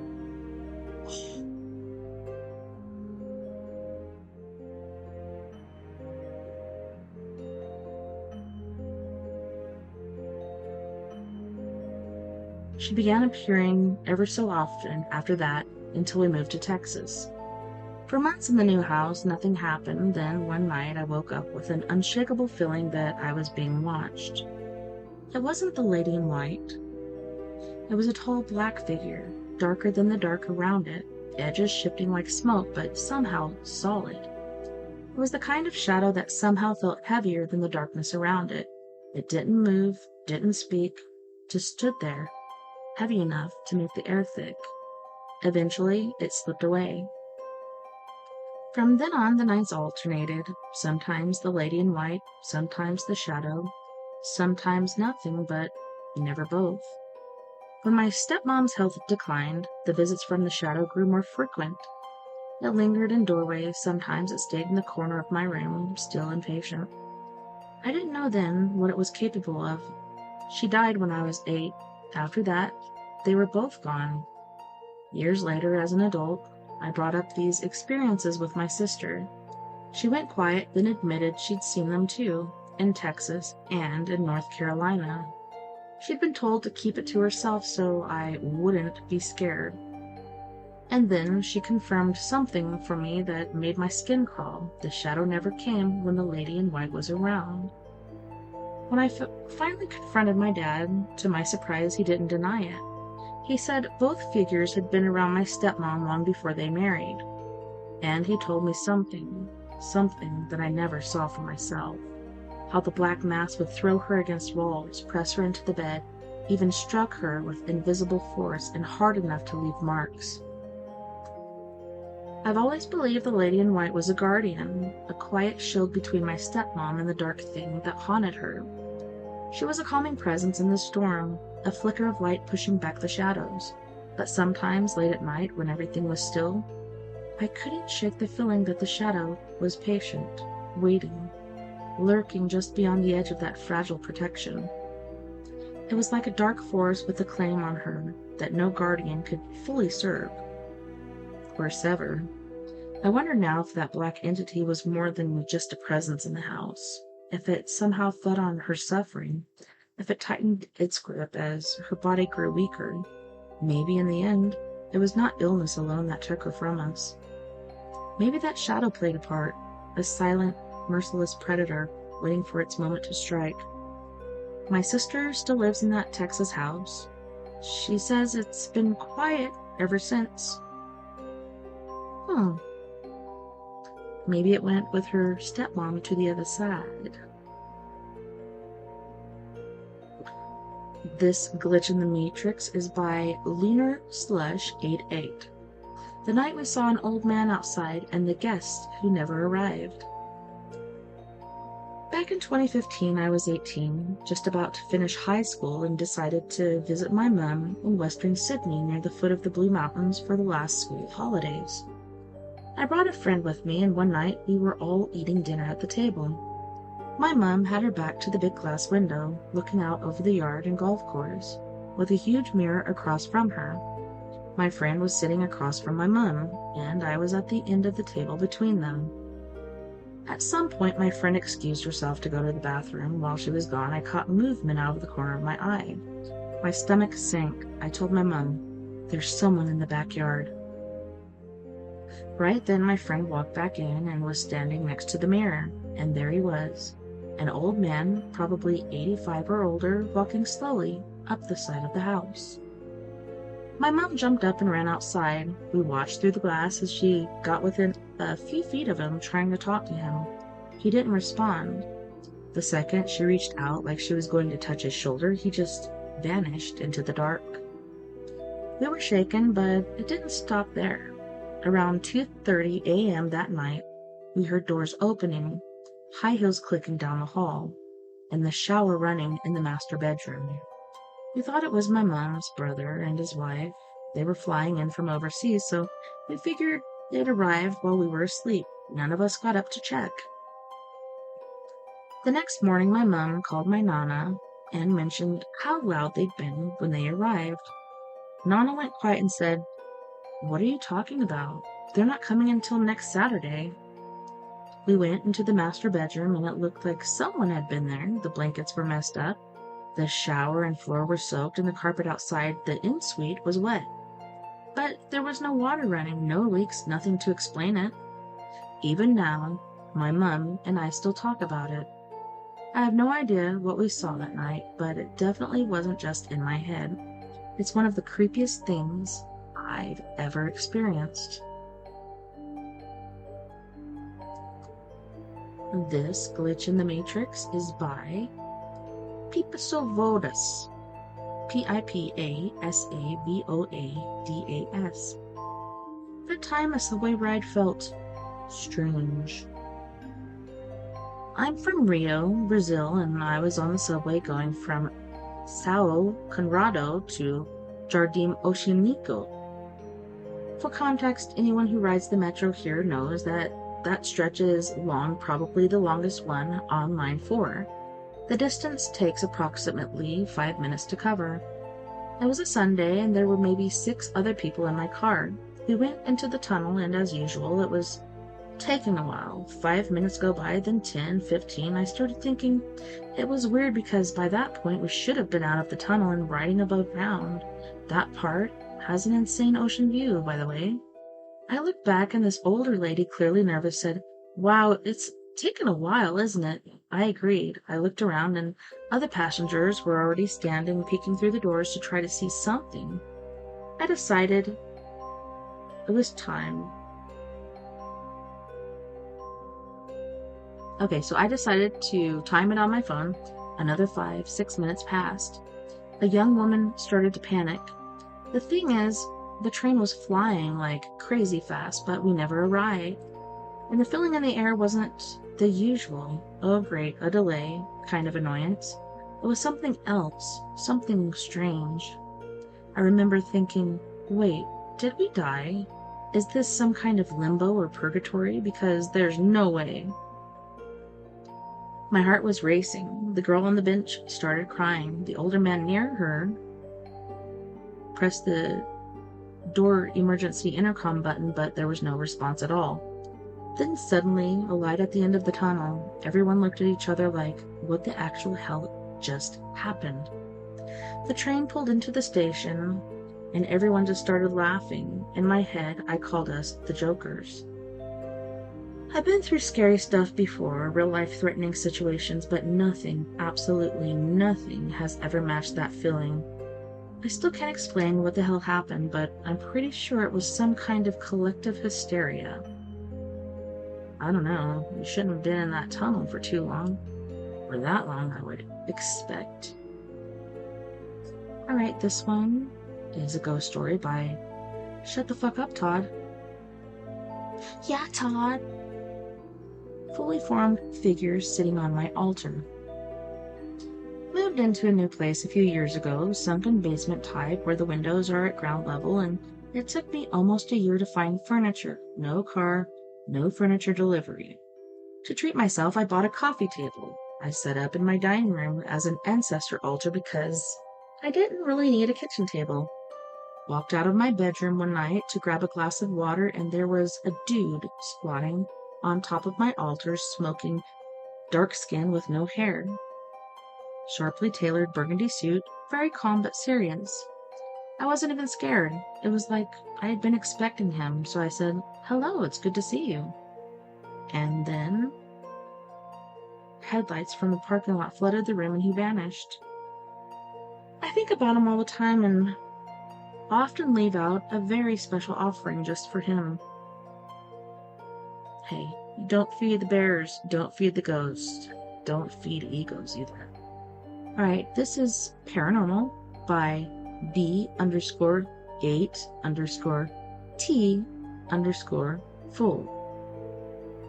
Maybe that's TL like till. Signs of death? Trigger warning. What is NSFW? I don't know. Can anyone tell if someone is going to die or if they show signs? I remember something about our neighbor. Him and my dad had a conversation once. Before the neighbor passed away in an accident, I overheard my mom and dad talking about him. My dad said, "He keeps staring at his house with a sad look on his face," he added. "He even stares at his wife and child the same way. It's like something's bothering him." My dad also found it strange because the neighbor was a lot younger than him, but still chose to talk to him or share things that seemed unusual. A few days later, the neighbor died in a motorcycle accident. Yeah, it's weird when people know. My mom knew. She didn't, I didn't know until later on, but she had written a letter to my grandpa telling him how exactly it was going to happen and what she wanted to be dressed in and how she wanted her funeral to go, etc. Pretty trippy. Okay, so this is a ghost story by Superb-Talk2100. Black entity with red eyes. I need serious help and advice. Hello. I am very new to Reddit, but turned here because I have been doing as much research on my own and am starting to explore outside advice and testimony, so here goes nothing. I've always been able to see. I am a very strong empath as well. I always was just able to see shadow people. Several times I have seen entities that look as if they have drowned years and years ago. Quite creepy looking beings. I moved recently a few towns away from home. This is when things started. The first 6 months I was unbothered and did not notice too much. My 4-year-old son has refused to sleep in his room from the day we moved in. He kept saying he saw monsters. At first I thought it was just the normal toddler afraid of the dark scenario, right? Well, wrong. My son has told me about a house he has when he goes to sleep. He has described in perfect my grandmother who died 7 years before his birth, whom I never spoke to him about. He knew her name. My father died a year and a half ago. He says he is always there along with his brothers and sister. I had 3 miscarriages. My childhood dogs, Poncho and Leo, he described them to a T and knew their names. I believe my son. Now, here is where I need help. Things have taken a turn towards the creepy side for myself and family. I've been having something literally lock on to my ankles and grabbing my ankle from under my bed. I can still feel the strength and feeling of the unusual hands that held on to me so tightly. I hear talking at all hours of the night. I see something move behind me very fast, indoor reflection. I have seen a very creepy thing sticking its nasty head and hands out of my staircase railings. Last night, my daughter saw the black shadow man again. He stands about 6 foot tall, from her description, very dark, red glowing eyes, and sharp teeth. He stands in my son's room. This is the 2nd night she has seen him. A week ago, I was sitting downstairs watching a movie alone in the dark. The front porch light was on, which is always flickering when I am outside, and only when I am outside does it flicker. But I felt the hairs on my neck stick up, and something in me told me not to look, but I did. I saw a figure upside down coming out of the corner of the ceiling, and because of my porch light being on, I could see it clear as day. I was completely frozen in fear. A few nights later, my 4-year-old was screaming from the living room. He saw it too, but he saw its true face. Think of the evil Joker, and that sums up the face, well, with red glowing eyes. He said it is evil and smiles weirdly at him, described as like a sinister half-smile. On top of all this, I can feel what it is doing to my mood. My anger. I feel as if my emotions at times are not mine at all. My daughter is becoming a very angry girl. She is 13, and I know that is normal, but it is way past the level of normal. It is amplified, and I am very worried it's going to start hurting someone. The things I have done to protect us. Anointing oil on all doors, windows, and entry points. I have prayed over this house day and night. I keep certain pages of the Bible open under my children's beds.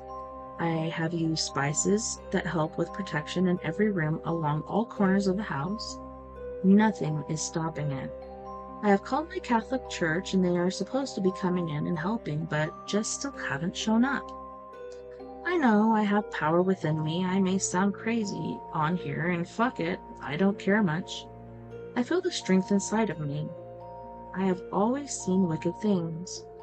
I also have been practicing a lot more meditation. I was doing the gateway tapes, trying to strengthen my 3rd eye, but I still have so much to learn. Anyone who can help with advice, education, tips, and tricks, please reach out to me. I'm very new here, my first post, so I will try and check this each night. Stay safe, everyone. SK.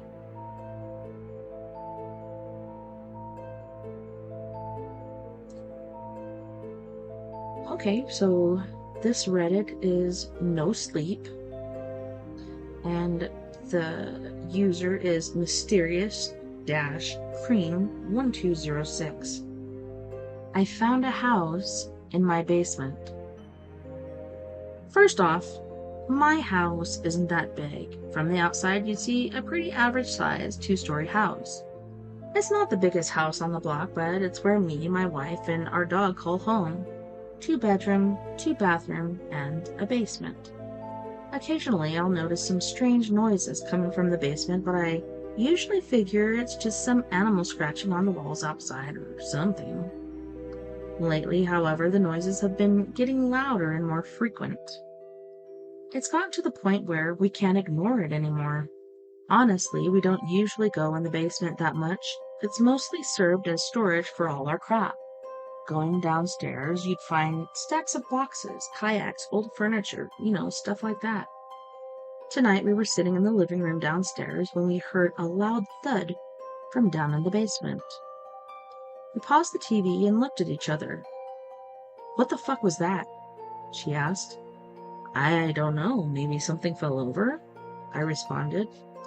We got up and walked over to the basement door. She was too creeped out to go, so I stepped down while she kept guard upstairs. I can't really blame her. Seeing pitch black leading downstairs was enough to send shivers down my spine, but I got down there and turned on the light. The basement wasn't lit up entirely. Well, some of the light bulbs obviously needed to be replaced, and it didn't cover nearly everything, so I had to resort to the flashlight on my phone as well. I was walking around realizing how desperately we needed to organize and dust down there, and when a shadow darted in front of me and knocked something over. Far too quick for me to make anything out. "Jesus fuck!" I exclaimed. "Are you okay?" She yelled down. "Yeah, I'm fine. I think there's an animal down here," I responded. "Are you serious? Get back up here and shut the door. I don't want you to get rabies or something," she said. Right after that, I heard a door click shut in front of me. I looked over to the far side of the wall. There were multiple stacks of boxes that blocked the majority of the wall, but behind that I could barely make out the side of paneling and some windows. I walked closer. There was definitely something here that wasn't the same concrete wall that was there before. Once I pushed some boxes out of the way, there was no mistaking it. This was the front of a house, a black door, one window on both sides, and white wooden paneling. "Come down here. You have to see this," I yelled up at her.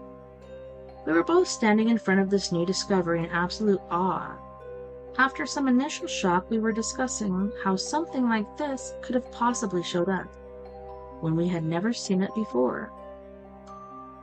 "This is creepy as hell. We should go," she said to me. "Wait a sec. I'm gonna open the door," I replied. "Fuck that. I want to leave now. Let's go stay at my parents'. I've listened to enough paranormal stories to know this can't be good. Plus, there might be a coyote or raccoon in here right now." She stammered. "Oh, please. I doubt there's anything supernatural here. This is where the concrete wall starts," I said, opening the door. Just to suddenly realize how wrong I was. When the door was fully open, we looked inside and we saw a fully furnished living room. The best way I could describe the appearance of this room would be a 50s aesthetic. Not only that, it honestly looked warm and cozy inside. When we stepped inside, I can't explain just how comfortable we felt. This overwhelming sensation of belonging and security washed over us. If it wasn't for the fact that we both knew just how bizarre this was, we might have wanted to stay in there. That feeling we suddenly had was taken over by our grounded sense of reality. This was wrong. We both knew it. This room shouldn't be here, but it doesn't end here. There's 2 separate hallways that look like they lead even further in. Not only that, I could see a door that was open and led even further down. There are more levels to this area. "Can we please leave? This doesn't feel safe at all, please," she begged me. "What? Come on. We should explore this some more. It's not often that your house gets extra square footage," I said, being the enabler I was.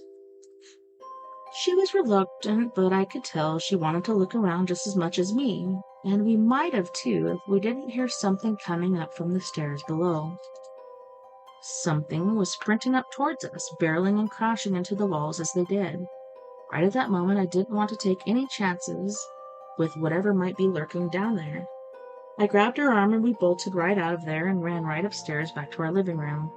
I slammed the basement door behind me when I felt continuous bangs right behind me. They were quick and they just might have caught us if my reaction wasn't faster. Thank God me and her were able to run out to our car and get out of there without having to face whatever the fuck that was. As I'm typing this out, we are in the guest room of her parents' house and we're both really shaken up. Does anyone know what we should do? I mean, we have to go back at some point. We can't just stay here forever. Has anyone ever experienced something like this? Because I'm genuinely at a loss here, hoping someone can help us get our house back. Fuck, I just realized our dog is still there. Oh no.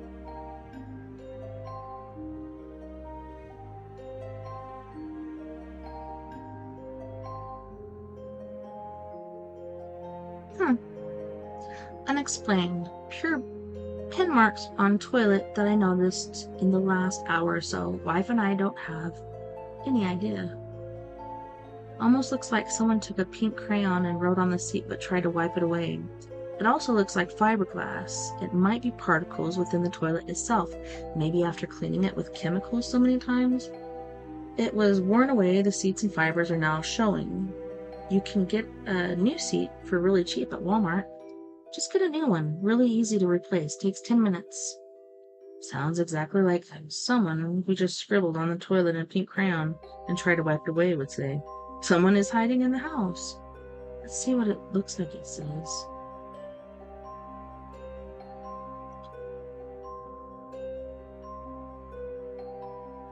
Freaking weird. Why are there water droplets on there? That is so weird. It kind of looks like kids writing mixed with cursive. I don't know. That is strange.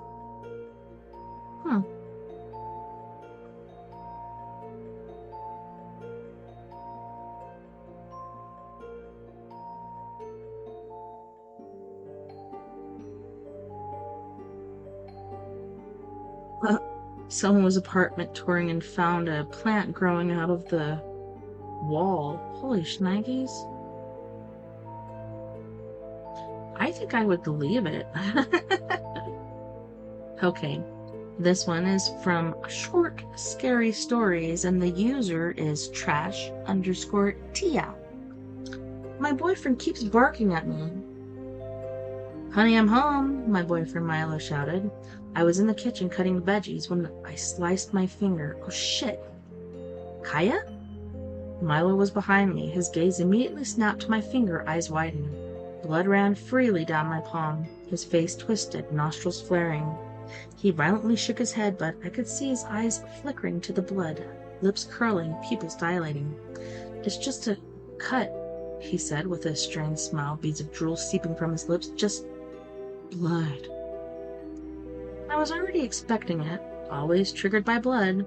I met Milo's eyes when his lips curled into an animalistic snarl. His body jerked, eyes rolling back. You little bitch, he spat, yanking me by the hair and dragging me into the kitchen. He didn't speak to me. His wild gaze flitted back and forth. With a guttural snarl, Milo jabbed a carving knife into my throat, his warm breath brushing my skin. Get him out, he hissed, pressing the blade against himself, or I'll kill the fucking mutt. His voice wobbled suddenly, and he blinked rapidly, the ignition in his eyes sputtering out. Kaya!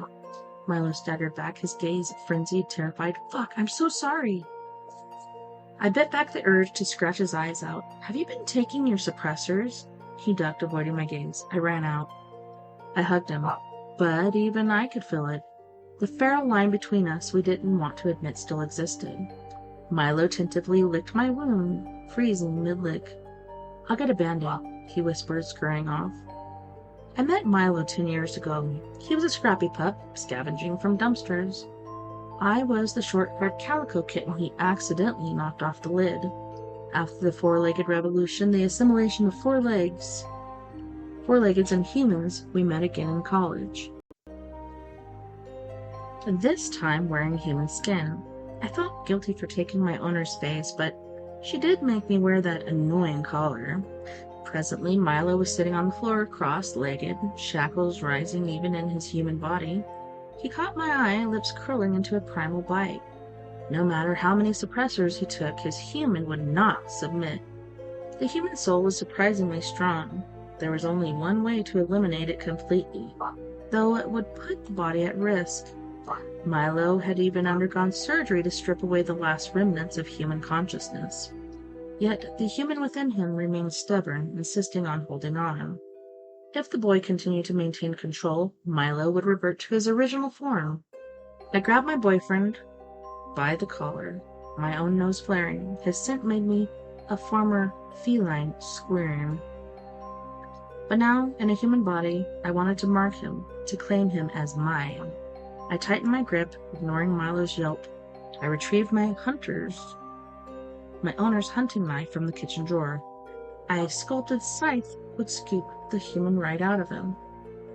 This guy wasn't about to let go willingly, so I'd make him. What the heck? This glitch in the Matrix is by Chemical-Add 2443. Man disappears in front of me. A few years ago, I had an experience that still leaves me confused to this day. No matter how much I try, I can't find an explanation. A man on a motorcycle suddenly disappeared in the middle of the street. One day, I was on my way to catch the bus. The bus was a few blocks from my house, around 3 in the afternoon. I live in Latin America in Argentina, and this is important because here, a very common crime is that someone on a motorcycle follows you to rob you. It happens all the time. At that hour, there was no one on the street. I was walking alone when I heard a motorcycle approaching from a distance. Even though it was daytime, I got nervous because being alone makes you an easy target. The motorcycle was old and the rider looked like a construction worker. I relaxed a little, but I still kept my eyes on him. In my city streets, it's very common to have big trees planted on the sidewalks. That means at some point I was going to lose sight of the man because he would be behind a tree due to the perspective. The strange thing is that when I lost sight of him, I also stopped hearing him. I got scared because I thought he had turned off the motorcycle to rob me, but he was nowhere to be found. Neither the man nor the bike. There was no one else on that street. To this day, I can't understand how he disappeared behind the tree. It's not possible. If anyone has an idea, I'd love to hear it. I don't know, it sounds like a ghosty story to me. This is a paranormal encounter by Oyechika, Oyechicaa. House sitting in rural Arizona. Dogs went crazy, then I heard a man's voice inside. I, female 27, have been house sitting for my dad and stepmom in semi-rural southern Arizona for 9 days. They've got a few acres, 2 dogs, one is basically a guard dog, horses and chickens. The house is big and kind of maze-like with a lot of exterior doors, and the property is pitch black at night. I've stayed here before, but never alone. The first few nights, the guard dog kept alarm barking in the middle of the night and bolting out the door into the dark. My dad said he reacts to desert critters, javelina, coyote, etc. So after a couple of sleepless nights, I just shut the dog door and left the living room TV on low at night to try and distract him. This seemed to kinda help until Friday night when I was getting ready for bed. Both dogs suddenly startled, like they heard something, and then bolted from the room toward the back of the house. A second later, I heard a whistle like someone trying to get your attention, seemingly coming from outside on the back patio by the dog door. The dogs went tearing outside barking. A minute later, I grabbed a flashlight and looked from the windows. Saw nothing, so I called them back in and closed the dog door. Told myself it was probably someone walking down the dirt road. Last night, I double-checked the house and property before locking up. Felt overall fine, fairly relaxed, got in the shower, was shaving my legs, and had a show playing from my phone when the guard dog suddenly went off in the attached bedroom. I called for him to calm down, but then I heard what I can only describe as a man's voice. What? A man's voice, hollering, talking from somewhere inside the house. It almost seemed like someone calling out from another room, muffled because of the interior walls and the shower running. The dog was going nuts, so I got out and left the shower running, wrapped in a towel, and grabbed my flashlight. It's dark inside and out, only a select few lights on inside. I slowly made my way to where I could hear the dog and checked most of the first floor. Found nothing. The dog was planted at the dog door, just staring. I was seconds from calling 911, but there was no sign of anyone, and I felt like they would think I was silly for overreacting. I just locked myself and the dogs in the bedroom and stayed there until morning, which I know sounds insane. I just didn't know what to do and kinda took the freeze route. I live in another state, so I'm at my mom's tonight as I could bring myself to stay there again. And she lives fairly close. When I started telling my brother what happened, he said that months ago, when he was there alone, he'd heard a strange whistle inside, the same thing I heard. Said the house was spooky. Overall, I'm pretty level-headed. I'm not someone who scares easily.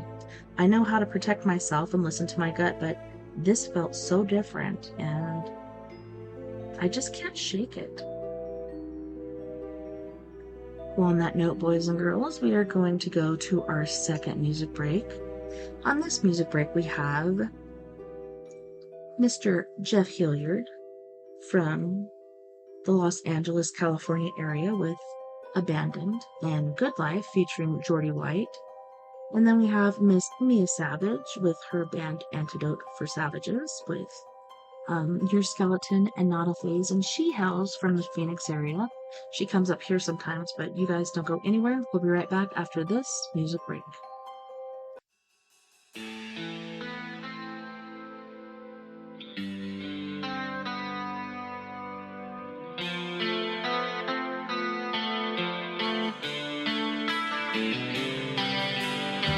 Left here alone, just a shadow of my erection on the wall. Why won't you answer my calls? I gave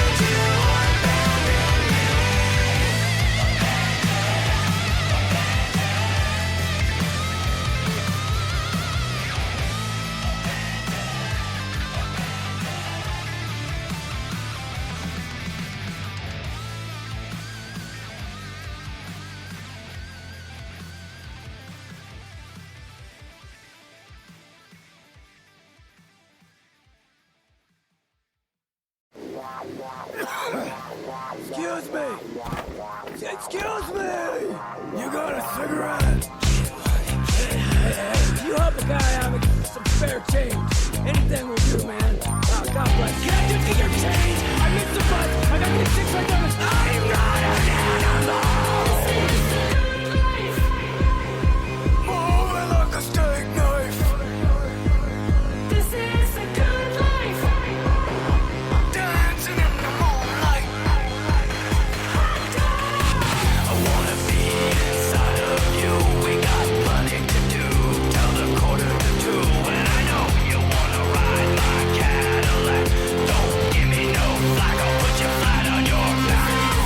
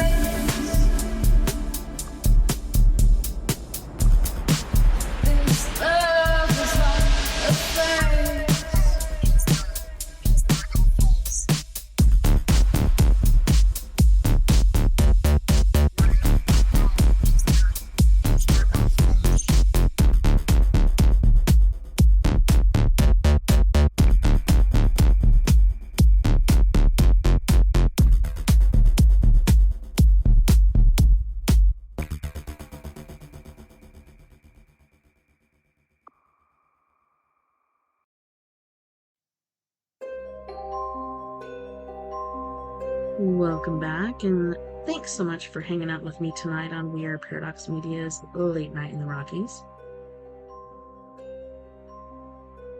So tonight it is story time with me, TessaTNT, and we are doing Reddit, ghost stories, glitch in the matrix, alien abductions, etc. But before we continue on there, we have the quote of the evening, which I forgot to do. And I didn't remember until we were on break this last hour or so. The quote for today is, "The secret of eternal youth is arrested development." Makes sense to me. Alright, so let's jump back in. This is Reddit Ghosts. This is by Square-Street-3285. Since 1976, I saw something that scared me to this day. When I was a kid, I was watching TV with my grandfather and I heard a weird sound, so I get up and I go up to the window and I saw a white dot jumping to trees, and I was curious, so I go outside and I go towards the woods and the dot disappeared. I was confused as to what it was, so I get back inside years later. To 1988, I heard 5 missing kids gone missing back then when we never had radios, and ever since I never heard any accidents. Okay. Ooh, this one is a parallel universe story by Your Night Shrine. Either I'm losing my mind or I just jumped timelines. Back in 2021, I know my boyfriend and I watched Happy Death Day and then Happy Death Day to You right after. He was the one who suggested it, and I remember us making fun of certain scenes together. Now it's 2025, we were reminiscing, and I suggest watching Happy Death Day. He looks at me completely blank and says, "We never watched that. I don't even know what that is." I thought he was joking, but nope, he swore up and down we never saw it. We ended up arguing, so I pulled up my Google search history from 2021 to prove him wrong, and guess what? There's no trace of that movie in my history, like it never existed in my life that year.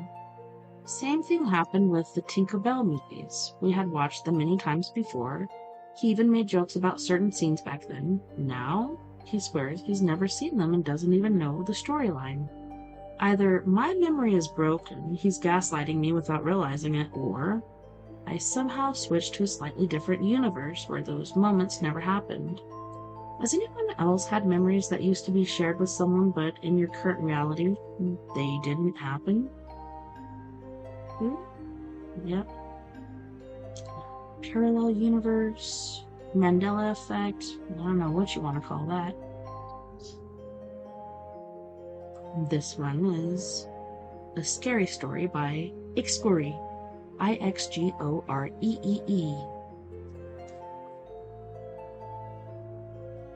Emergency alert. They are outside. Don't look. Alert. They are outside. Do not look at them. They look familiar. A parent, a kid. The person you see isn't who they are. If you are seeing someone right now, they are already dead. They are called tam-tams. Once it looks at you, it eats you and transforms into you. Tactic 1. If you look at this creature for far too long, you will become paralyzed. After this action, it will slowly move towards you and eat you. A long, torturous death will be. Tactic 2. If you refuse to look at them, they will take on normal killing tactics. Stabbing, shooting, and physically harming, usually performed by snapping your arms back and eating you. Survival? No. Precautions. Lock all doors and windows, grab weapons and protection, turn off every light. If you don't, they will find you. Don't make any noise, hide in small spaces until death. Phone lines will not work. Goodbye, and God bless you. Well, that was scary. No wonder it's under scary stories. This is an experience, and this is in Reddit Experiencers by Royal-Ad703. Face to face with the Creator.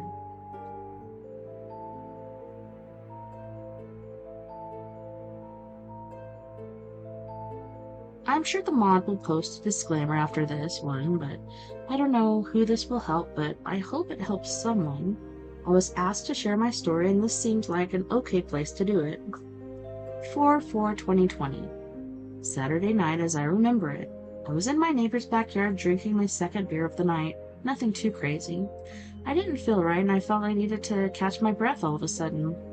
I stood by the fence in the darkness, away from everyone sitting around the fire, as I realized how hard my heart was beating. I felt my pulse on my neck and the last thud my heart made as the black ring closed in. I didn't even feel the ground hit me, but I could see everyone in the distance around the fire, and no one was coming to save me. I thought, this is how I die. Before the darkness completely encompassed my vision, this beautiful, bright, white-bluish light was in front of me. It didn't fade in or glow brighter. It glowed like it was there the whole time. That was strange to start, face to face with this talking, beautiful light I couldn't take my eyes off of. I'm ashamed to say that I kept trying to peek behind it to see who might be back there, but it didn't take me long to realize that it was a foolish attempt. I felt these words hit my heart like a telepathic connection, like words using emotion as cell phone signal. Are you ready for the afterlife review? This is the best translation I can come up with. I panicked. I lost it, like a child in a crowd of people who's suddenly lost the grip of his mother's hand. Panic immediately. I was flooded with this feeling of peace, like nothing we are able to feel here, like I was abruptly picked up and look over to see my parents' face, as if I was finally found and finally truly safe. Without yet providing an answer, I asked if I could have a minute to think about it. Thought about my dog across the street at my house. What is my mom going to think? My neighbor will surely be investigated for murder. The words hit me. Take all the time you need. This is when I looked around, and while standing on nothing, I realized that time was nothing there too. In what felt like 30 minutes, I was shown a place that can only be thought of as heaven. There were beautiful white lights there too, just floating. It was made very clear that I was not allowed to go in, but I could see. Everyone was happy and free, and I mean this in a way you cannot comprehend.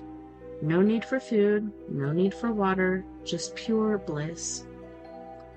He brought me back to the nothing platform, and I was left feeling that nothing I could ever do would ever warrant me even being considered entry into that place.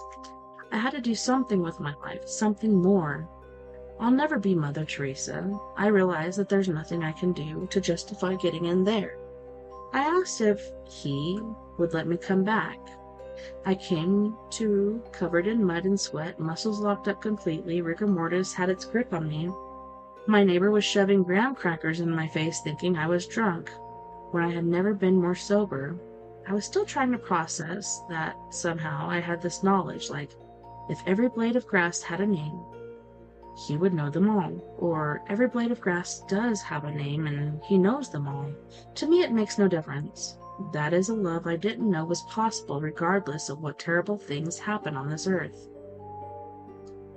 It was a hard couple of years after I made the promise to tell everyone who would listen to my story if he let me come back. To this day, I believe. I still tell everyone who will listen. I drive around and measure yards for fences at my job, and I look for an opportunity to share. I hear a lot of great stories too. Sometimes people don't want to share, don't want to hear, and I respect that. I just pray for them to see what I saw. I just hope they aren't as stubborn as I was. Sometimes I regret coming back here. Since then, I have gotten married and recently had a baby daughter, which was given me a different sense of my purpose. My stepdad died a month after my experience, and 2 weeks after his birthday, spent in the hospital when they wouldn't let us visit him due to COVID. I know that grieving is no easier, even when you know what's on the other side, but there is some peace in knowing they no longer suffer like we do here. I've seen the spiritual realm, or a side of it. While I'm still in the physical, I can't help but think that maybe we really are in the middle of a battle between good and evil. Take this however you want to, but I know what I experienced, and I know what I saw and what I felt, and it was more real than anything you could see, smell, taste, or feel with your hands. I never thought to post this on Reddit. I hope one day someone reads this and it gives them peace in some way, that maybe they can see a different perspective for their loved ones that have gone before them. Nick. Edit. I will be deleting this account, or at least the app, as of today. I came to Reddit for information, figured while I was here I would share part of my story. The toxicity of Reddit is something I don't have room for in my life. You guys have been great, and I can't thank you enough for showing me some love. This is the only place I feel that has been respectful and compassionate. I hope I have helped you in some way if you are in your hour of need. Be kind to each other, even when you disagree, especially when you disagree. Remember, we all have a different experience in life, and there is a person on the other end of the keyboard. You never know what someone else is going through. Much love, and God bless. Sounds like he might have gotten some flack for that story. High Strangeness. This one is written by Omnipotent Sandwich. What's the strangest thing you've ever seen in a forest? Growing up in the woods of Appalachia, I know that the forest is home to many strange things. You never know what you'll find deep in the woods. I wanted to know what you guys have seen. It doesn't have to really be something supernatural. It can just be something weird, like there's some land being sold where I live, and in the photos you can see what looks like a makeshift shelter with a blanket covering it. It's not supernatural, but it is weird. Gary Cannon said, I was camping in the Allegheny National Forest back in the 90s with a group of friends. The whole area was flooded due to a hurricane that blew in from the East Coast, but had cleared out the night we settled in. No one else was around for miles. On the second night, we were all sitting around the campfire when I spotted a very faint, constant glowing point of bluish light on the ground about 20 yards away from us. I pointed it out to my friends and we all saw it. We walked over to it and I realized it was a beetle with a bioluminescent point on its tail section. It was definitely not a lightning bug or firefly, whichever you prefer. I have never ever seen an insect that glowed blue before.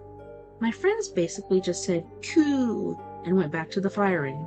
No cell phone, so I did not get a photo. I just left it on the ground where I found it, and it eventually crawled away into the forest.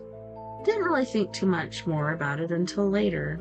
I looked it up when it was brought up years later, and there are no beetles that glow like this, at least not on record.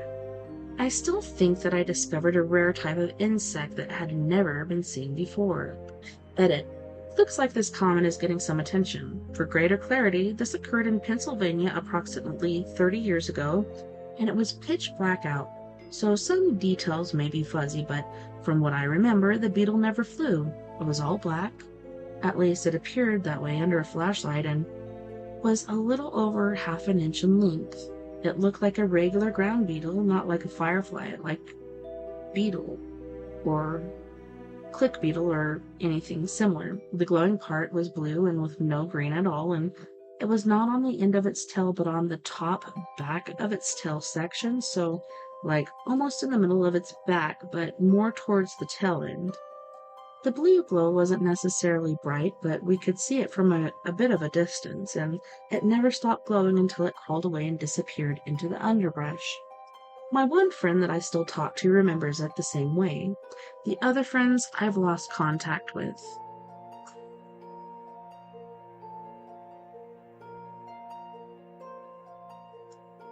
Dreams.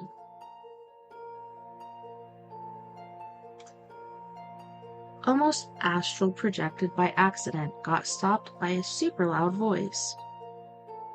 So this happened when I was just laying down for a nap.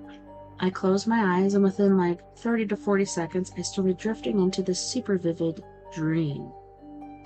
I felt like I was leaving Earth, passing through the atmosphere, going further and further into space, and then suddenly I was just flying way too fast. It honestly felt kind of like astral projection, except I wasn't even trying to do it. Then out of nowhere, I hear the loudest voice I've ever heard in my head. It was deep, male, almost like multiple people speaking at once, and it just yelled, "Stop!" The second that happened, everything in my head went white, then instantly black, and I woke up. It scared the hell out of me. I've had vivid nightmares as a kid, but never anything like this. The weird part is I wanted to keep going, but at the same time, I was terrified. The voice didn't feel like me talking to myself, it felt like some authority shutting me down. Has anyone else ever had something like this happen? Do you think it was just my brain doing something weird as I was falling asleep, or could it have been some kind of astral or outer experience getting blocked? It sounds like it could be astral.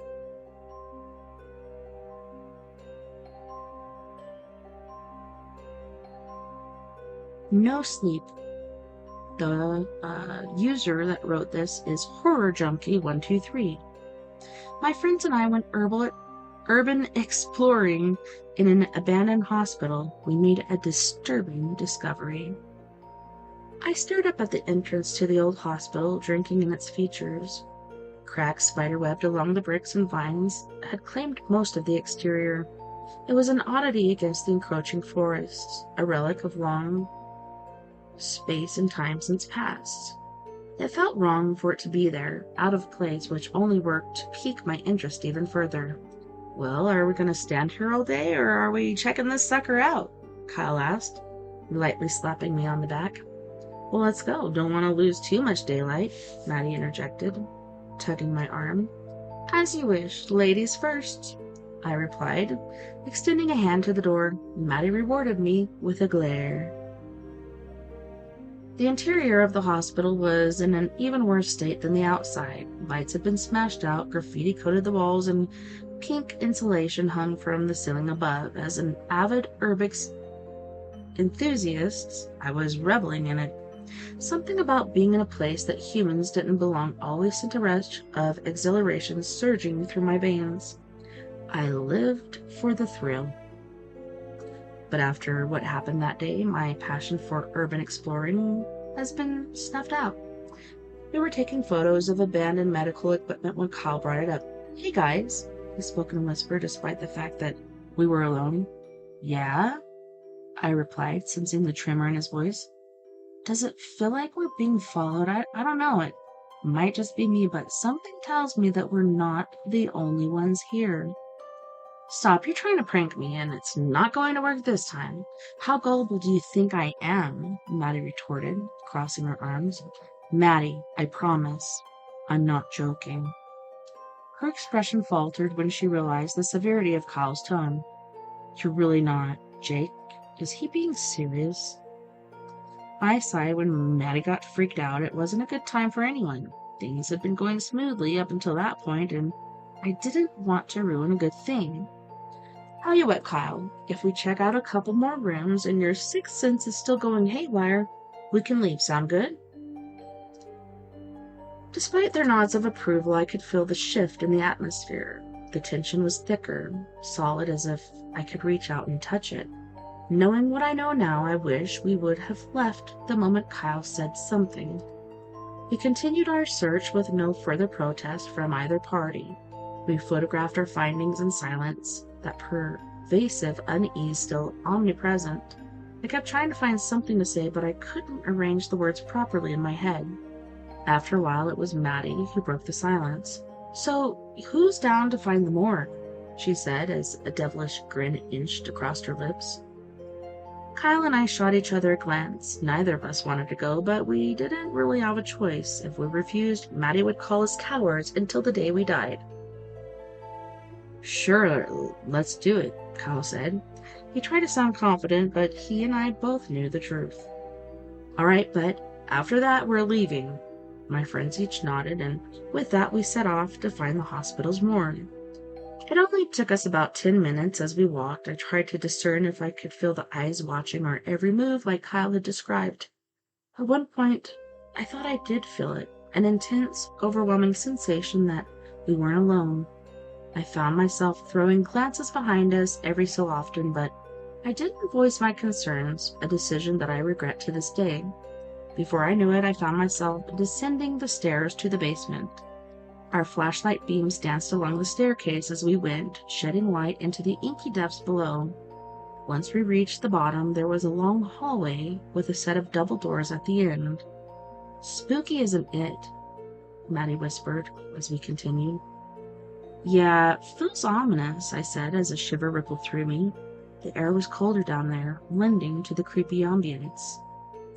We paused once we reached the doors. "Okay, who wants to go first?" Maddie asked, surveying our expressions. "I think you should. You suggested it," Kyle retorted, wearing a shit-eating grin. "Yep, as I said before, ladies first," I joined in, earning me another glare. "Fine, but if I die, I'm going to come back just to take you with me." Maddie pushed open the doors and led the charge. Kyle and I followed behind her. Standing in that room sent a chill down my spine. Kyle turned to me, that taunting smirk returning to his lips, and he whispered into my ear, "Hey, let's prank Maddie. You distract her. Meanwhile, I'll climb into one of the freezer racks and make a bunch of noise in there. I bet she'll scream loud enough to wake the dead." I smiled at him. Maddie was never going to forgive us for this. "One problem," I muttered. "How are you going to close yourself in?" "I'll figure it out. Just nice try, dickheads. I can hear you." Maddie glowered at us like we were spawns of Satan. My face flushed with color, and sweat beaded atop my brow. Yeah, we weren't actually going to go through with it. Just an idea," Kyle said, rubbing the back of his neck. She wasn't buying it. Bang! A sudden rattling sound erupted from one of the mortuary chambers that Kyle had centered his plot around. It started off quiet, small enough to be dismissed as nothing more than the groan of old metal, but it soon escalated to a loud clanging. We stared at each other wide-eyed, our faces pale as ghosts. The sound had grown into a deafening pounding. Something was being slammed hard against the inside of the door. It was clear that his earlier premonition had been spot on. We were not alone in that hospital. We stood frozen, in shock, left to helplessly watch as the door buckled under the weight of the blows. Over and over and over again. Bang, bang, bang, bang! To my utter horror, the door gave way. For a moment it was silent, the dented metal creaking barely clinging to its hinges. Then something began crawling out of the unit. Something sinister. A pair of feet emerged from the darkness. The skin was a dark purple, and stitching around the ankles was barely holding together. A dirty blood-stained hospital gown flowed, then a twin set of patchwork arms. Finally, the thing's head shot out of the dark as it hoisted itself off the freezer rack. The face will haunt me for the rest of my life. Stitches pieced its moldy skin together, roughly hewn flesh. Sallow and wrong, its smile was crooked, too many teeth fighting for space in that twisted grin. And its eyes? They were completely black, devoid of life, devoid of a soul. Kyle suddenly grabbed my arm hard.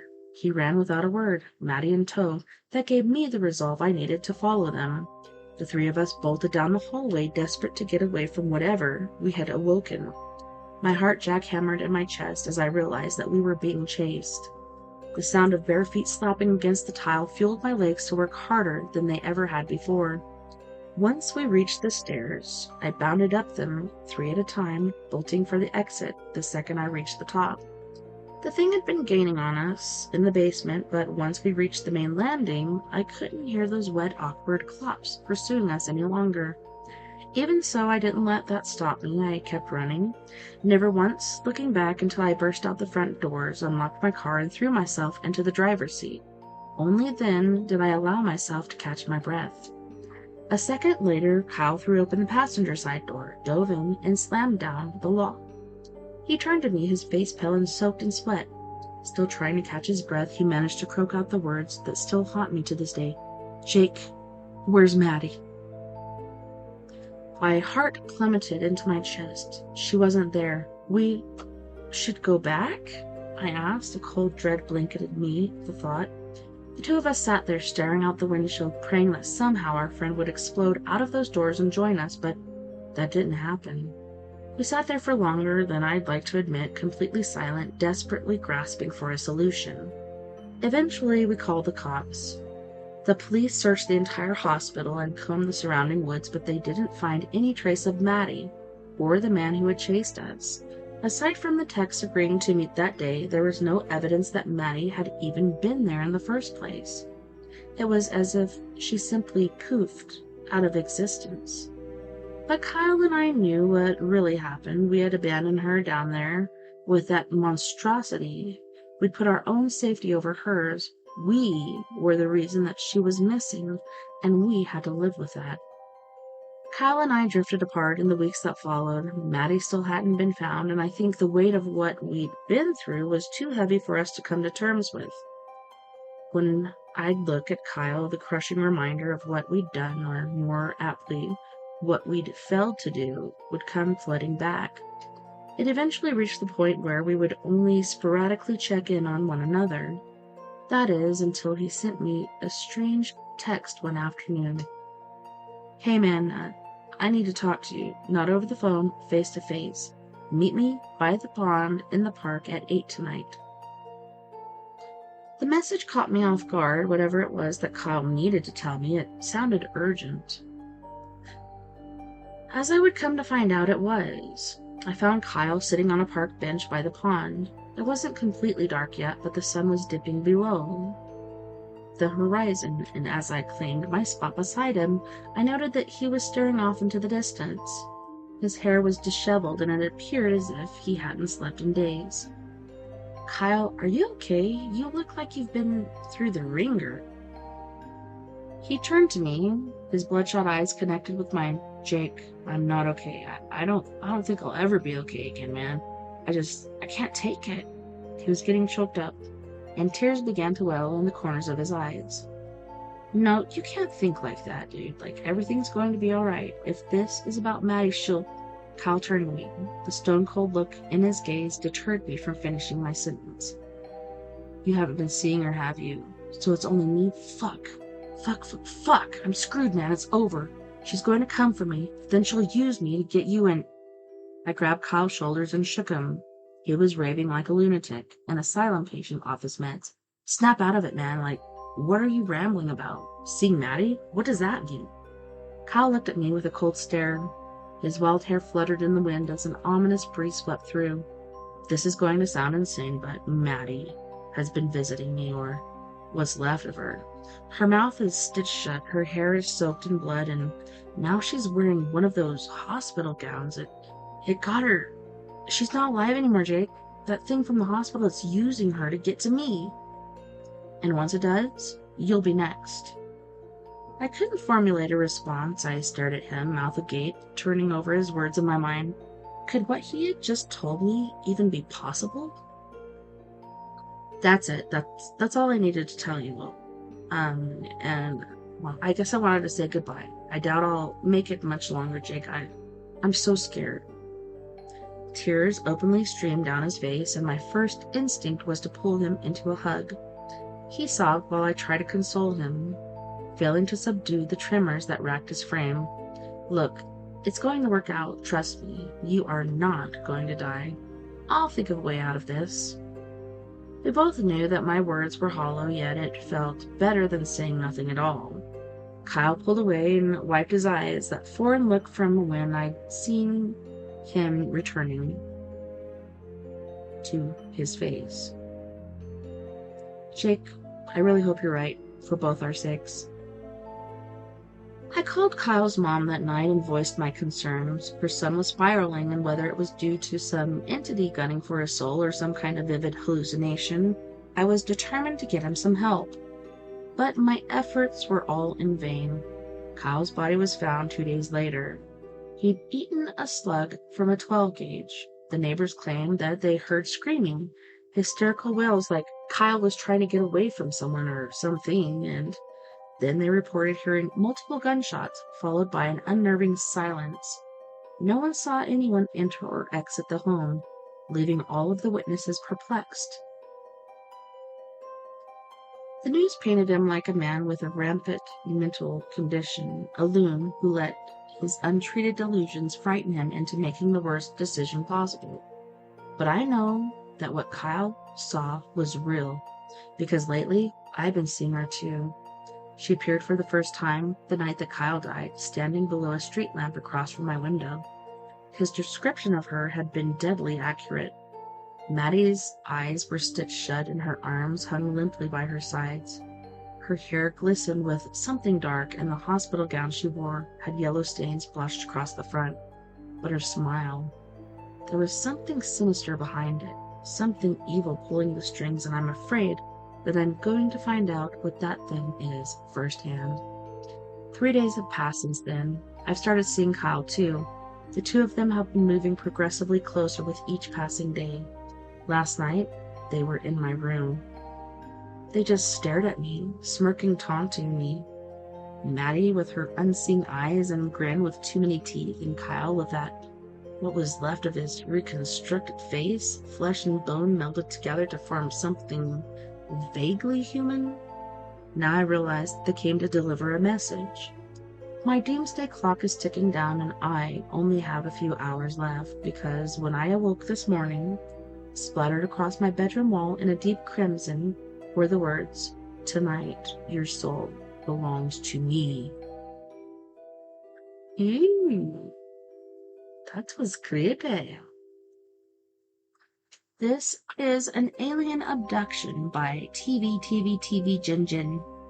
Sighting just happened, so I'm very freaked out and disturbed. I was sitting outside after I put my kids down to bed, and we live in a place that overlooks a canyon. I rarely use my nicotine vape, but I was outside doing that. All of a sudden, a giant beast of some sort came out of the dark. I could tell it was on all fours and had butted our patio doors.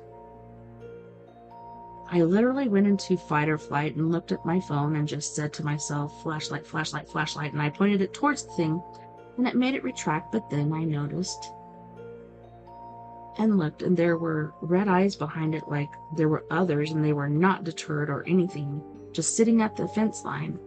I need to tell someone, and I'm scared. I want to move. What the fuck was that?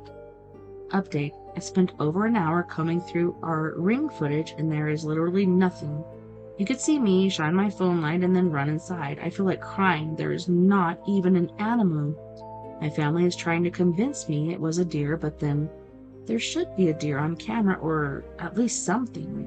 I even zoomed in on the pathway it would have had to cross, and there wasn't so much as a shadow. The only anomaly is that there are 2 flashes of light on my person immediately before the incident. Looks very similar to my phone flashlight. It's also weird that it happened immediately when my husband turned off the TV inside, which was illuminating some of the backyard. We don't have blinds or shades on that part of the house because it overlooks the canyon. Update 2. I just realized that my Ring only recorded in 3-minute increments, so I don't feel completely crazy, but whatever it was, unfortunately, happened in the exact 3 minutes that was unaccounted for.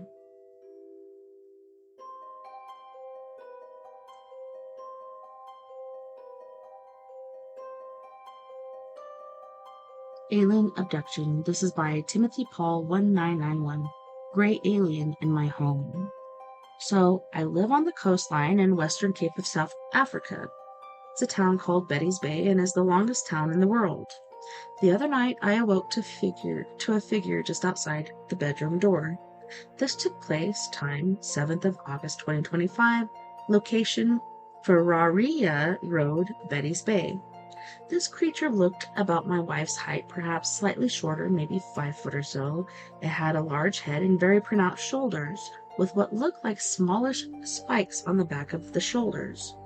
I saw its skin in the dim light coming from my lounge's outside light, and it seemed to have a weird scaly kind of skin, or perhaps a sort of suit maybe?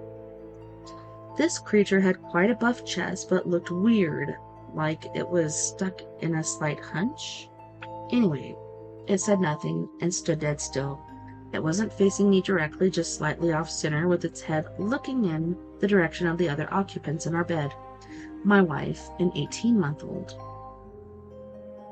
I think it then noticed me, and when this happened, I felt as if my brain was being forced to sleep, and I began to fight off, becoming unconscious. It wasn't at all like falling asleep, it felt like my brain was being controlled. I was eventually able to resist it, and the creature vanished completely. I then got up, but nothing was in the house, and there was no sign of entry into the home. After the incident, I have been going through all the online accounts of Greys, and certain accounts and descriptions matched what I had seen. I know this was real because I had no idea a gray alien looked like this. I only knew the science fiction-based gray alien with black eyes. I had no idea they wore suits or had protrusions on the upper back or rear shoulder. I had no idea they had such defined muscular shoulders and chest. These things were not in my mind to form a hallucination or dream with such details. Anyway, I have awoken several times with blisters on the inside of my mouth.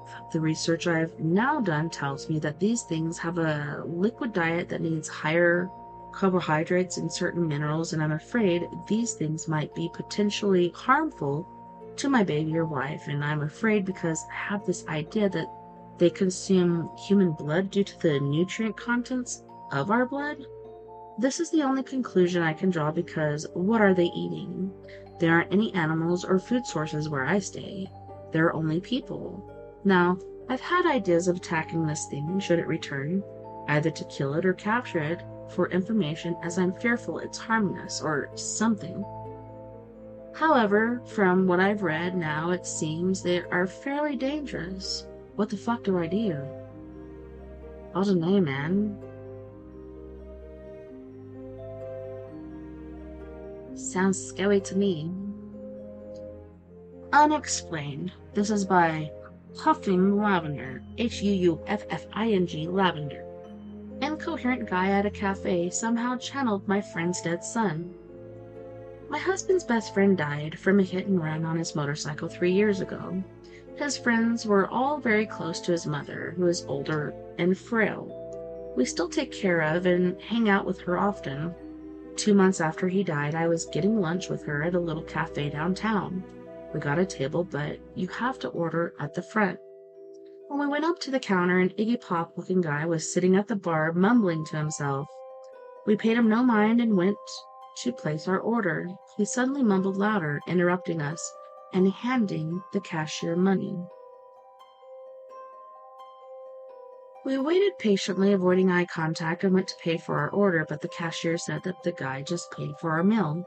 When we turned to thank him, he was already mumbling again on a random tangent, and I couldn't figure out what he was saying at all. I put my arm around my friend protectively, and the guy's face suddenly cleared. He looked directly at my friend and said, "I just need to tell you one thing. It's going to be okay, Ma," which is exactly what her son always told her, and called her Ma.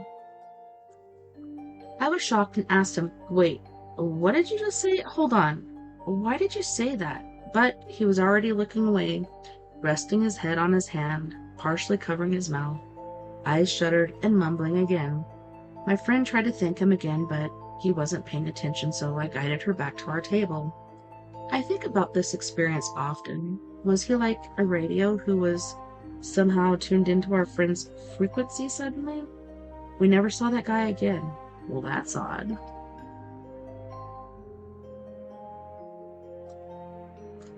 Paranormal Encounters. This is by Winty_X4. What could it be? I'm starting to think I'm losing my mind. I have to start by saying that my house is quite old and has a lot of history. However, it is in excellent condition, and there have never been any problems with this house. Getting to the point. For a long time now, I have started hearing footsteps in the middle of the night, usually between 1 and 3 a.m. I can distinguish the sounds of family members' footsteps, but these were unfamiliar and seemed unsettling to me. At first, I thought it was just the house, as it is quite old. However, I began to hear them more and more often and closer to me. I feel anxious when I hear them. In addition, doors are opening by themselves more and more often. My house has old doors, but they're very strong and durable, so if you close them, there's no way they'll reopen on their own. However, Sometimes I close the bedroom door, come back from the bathroom, and it's open. This usually happens between 1 and 3 a.m. too. You might think that a draft might have opened them, or that they weren't closed properly and just opened, or maybe a family member opened them. No, I always make sure the door is closed properly, and I would also hear my family's footsteps if they were coming into my room. At first I thought I was imagining it, but no, I wasn't. Another thing that worries me is that my dog sometimes acts strangely at night. I have a 2-year-old Labrador. Recently I've noticed he's acting strangely at night again between 1 and 3 a.m. He often whines, refuses to sleep, and walks around like he didn't know what to do with himself. My dog doesn't have any health problems, and his behavior has only recently become this way. He's never had any problems before. I'm starting to fear I'm losing my mind. Every night I feel more and more anxious. I don't know what's going on in my house, but I'm convinced it's not my imagination. Should I tell someone, or should I do nothing? What could it be? Well, that's hard to say, my good man. Well, dang. That's about it for time together tonight. I'm just thinking if there was another... Oh, this is short. Alien abduction. Other_government_267. Abductee claims abductor was really a reptile with alien mask. My masseuse claimed to be abducted by aliens several times back when she was in her early 20s. She is now in her 60s. She mentioned how when she was on the spaceship after being abducted from her room, she was paralyzed, but she broke free and ripped at the alien's face, and it turned out to be a mask, and it was actually reptilian. I have read a few books about abductions, and I have never heard before of a reptilian impersonating an alien. Does anyone know of other stories with similarities? Thanks. I don't know, that's a slippery, shady old chameleon there. Yeah, that's pretty freaky. Why would you impersonate an alien? Like, both aliens and reptilians are pretty freaky in my eyes, so I don't know. What do you guys think? Anywho's, that's the end of our time tonight for story time with me, TessaTNT. Thank you so much for hanging out with me tonight. And thank you to all of my friends on We Are Paradox Media's Facebook, Spreaker, Twitter, YouTube, iHeartRadio, wherever you may be listening Beyond the Omniverse tonight. I had a wonderful time, and I can't wait to do it again next weekend, as we will be doing trippy TikToks and story time once more. Chris Garcia reached out and is asking for dates, but I don't know if he will book, because he didn't last time either. Please, if you have the means and you enjoy or believe in what I am doing here, or even if hanging out with me makes you feel better or happy, please sling or fling whatever change or green you can my way and send it to P.O. Box 663, Bayfield, Colorado 81122 if you want to send a check or money order. Cash App at $TessaTNT, PayPal at TessaTNT, Venmo at Tessa Thomas Peterson, Google Wallet at tessa.n.thomas30@gmail.com. Until next time, nighty-night, love and light. Have a wonderful rest of your evening and weekend. Please enjoy the week ahead. Appreciate every moment you have. No moment is promised to us, so we gotta appreciate what we have. And I will see you back here, same crazy time, same crazy place. Take care of my ears. Bye-bye. Nighty-night, love and light.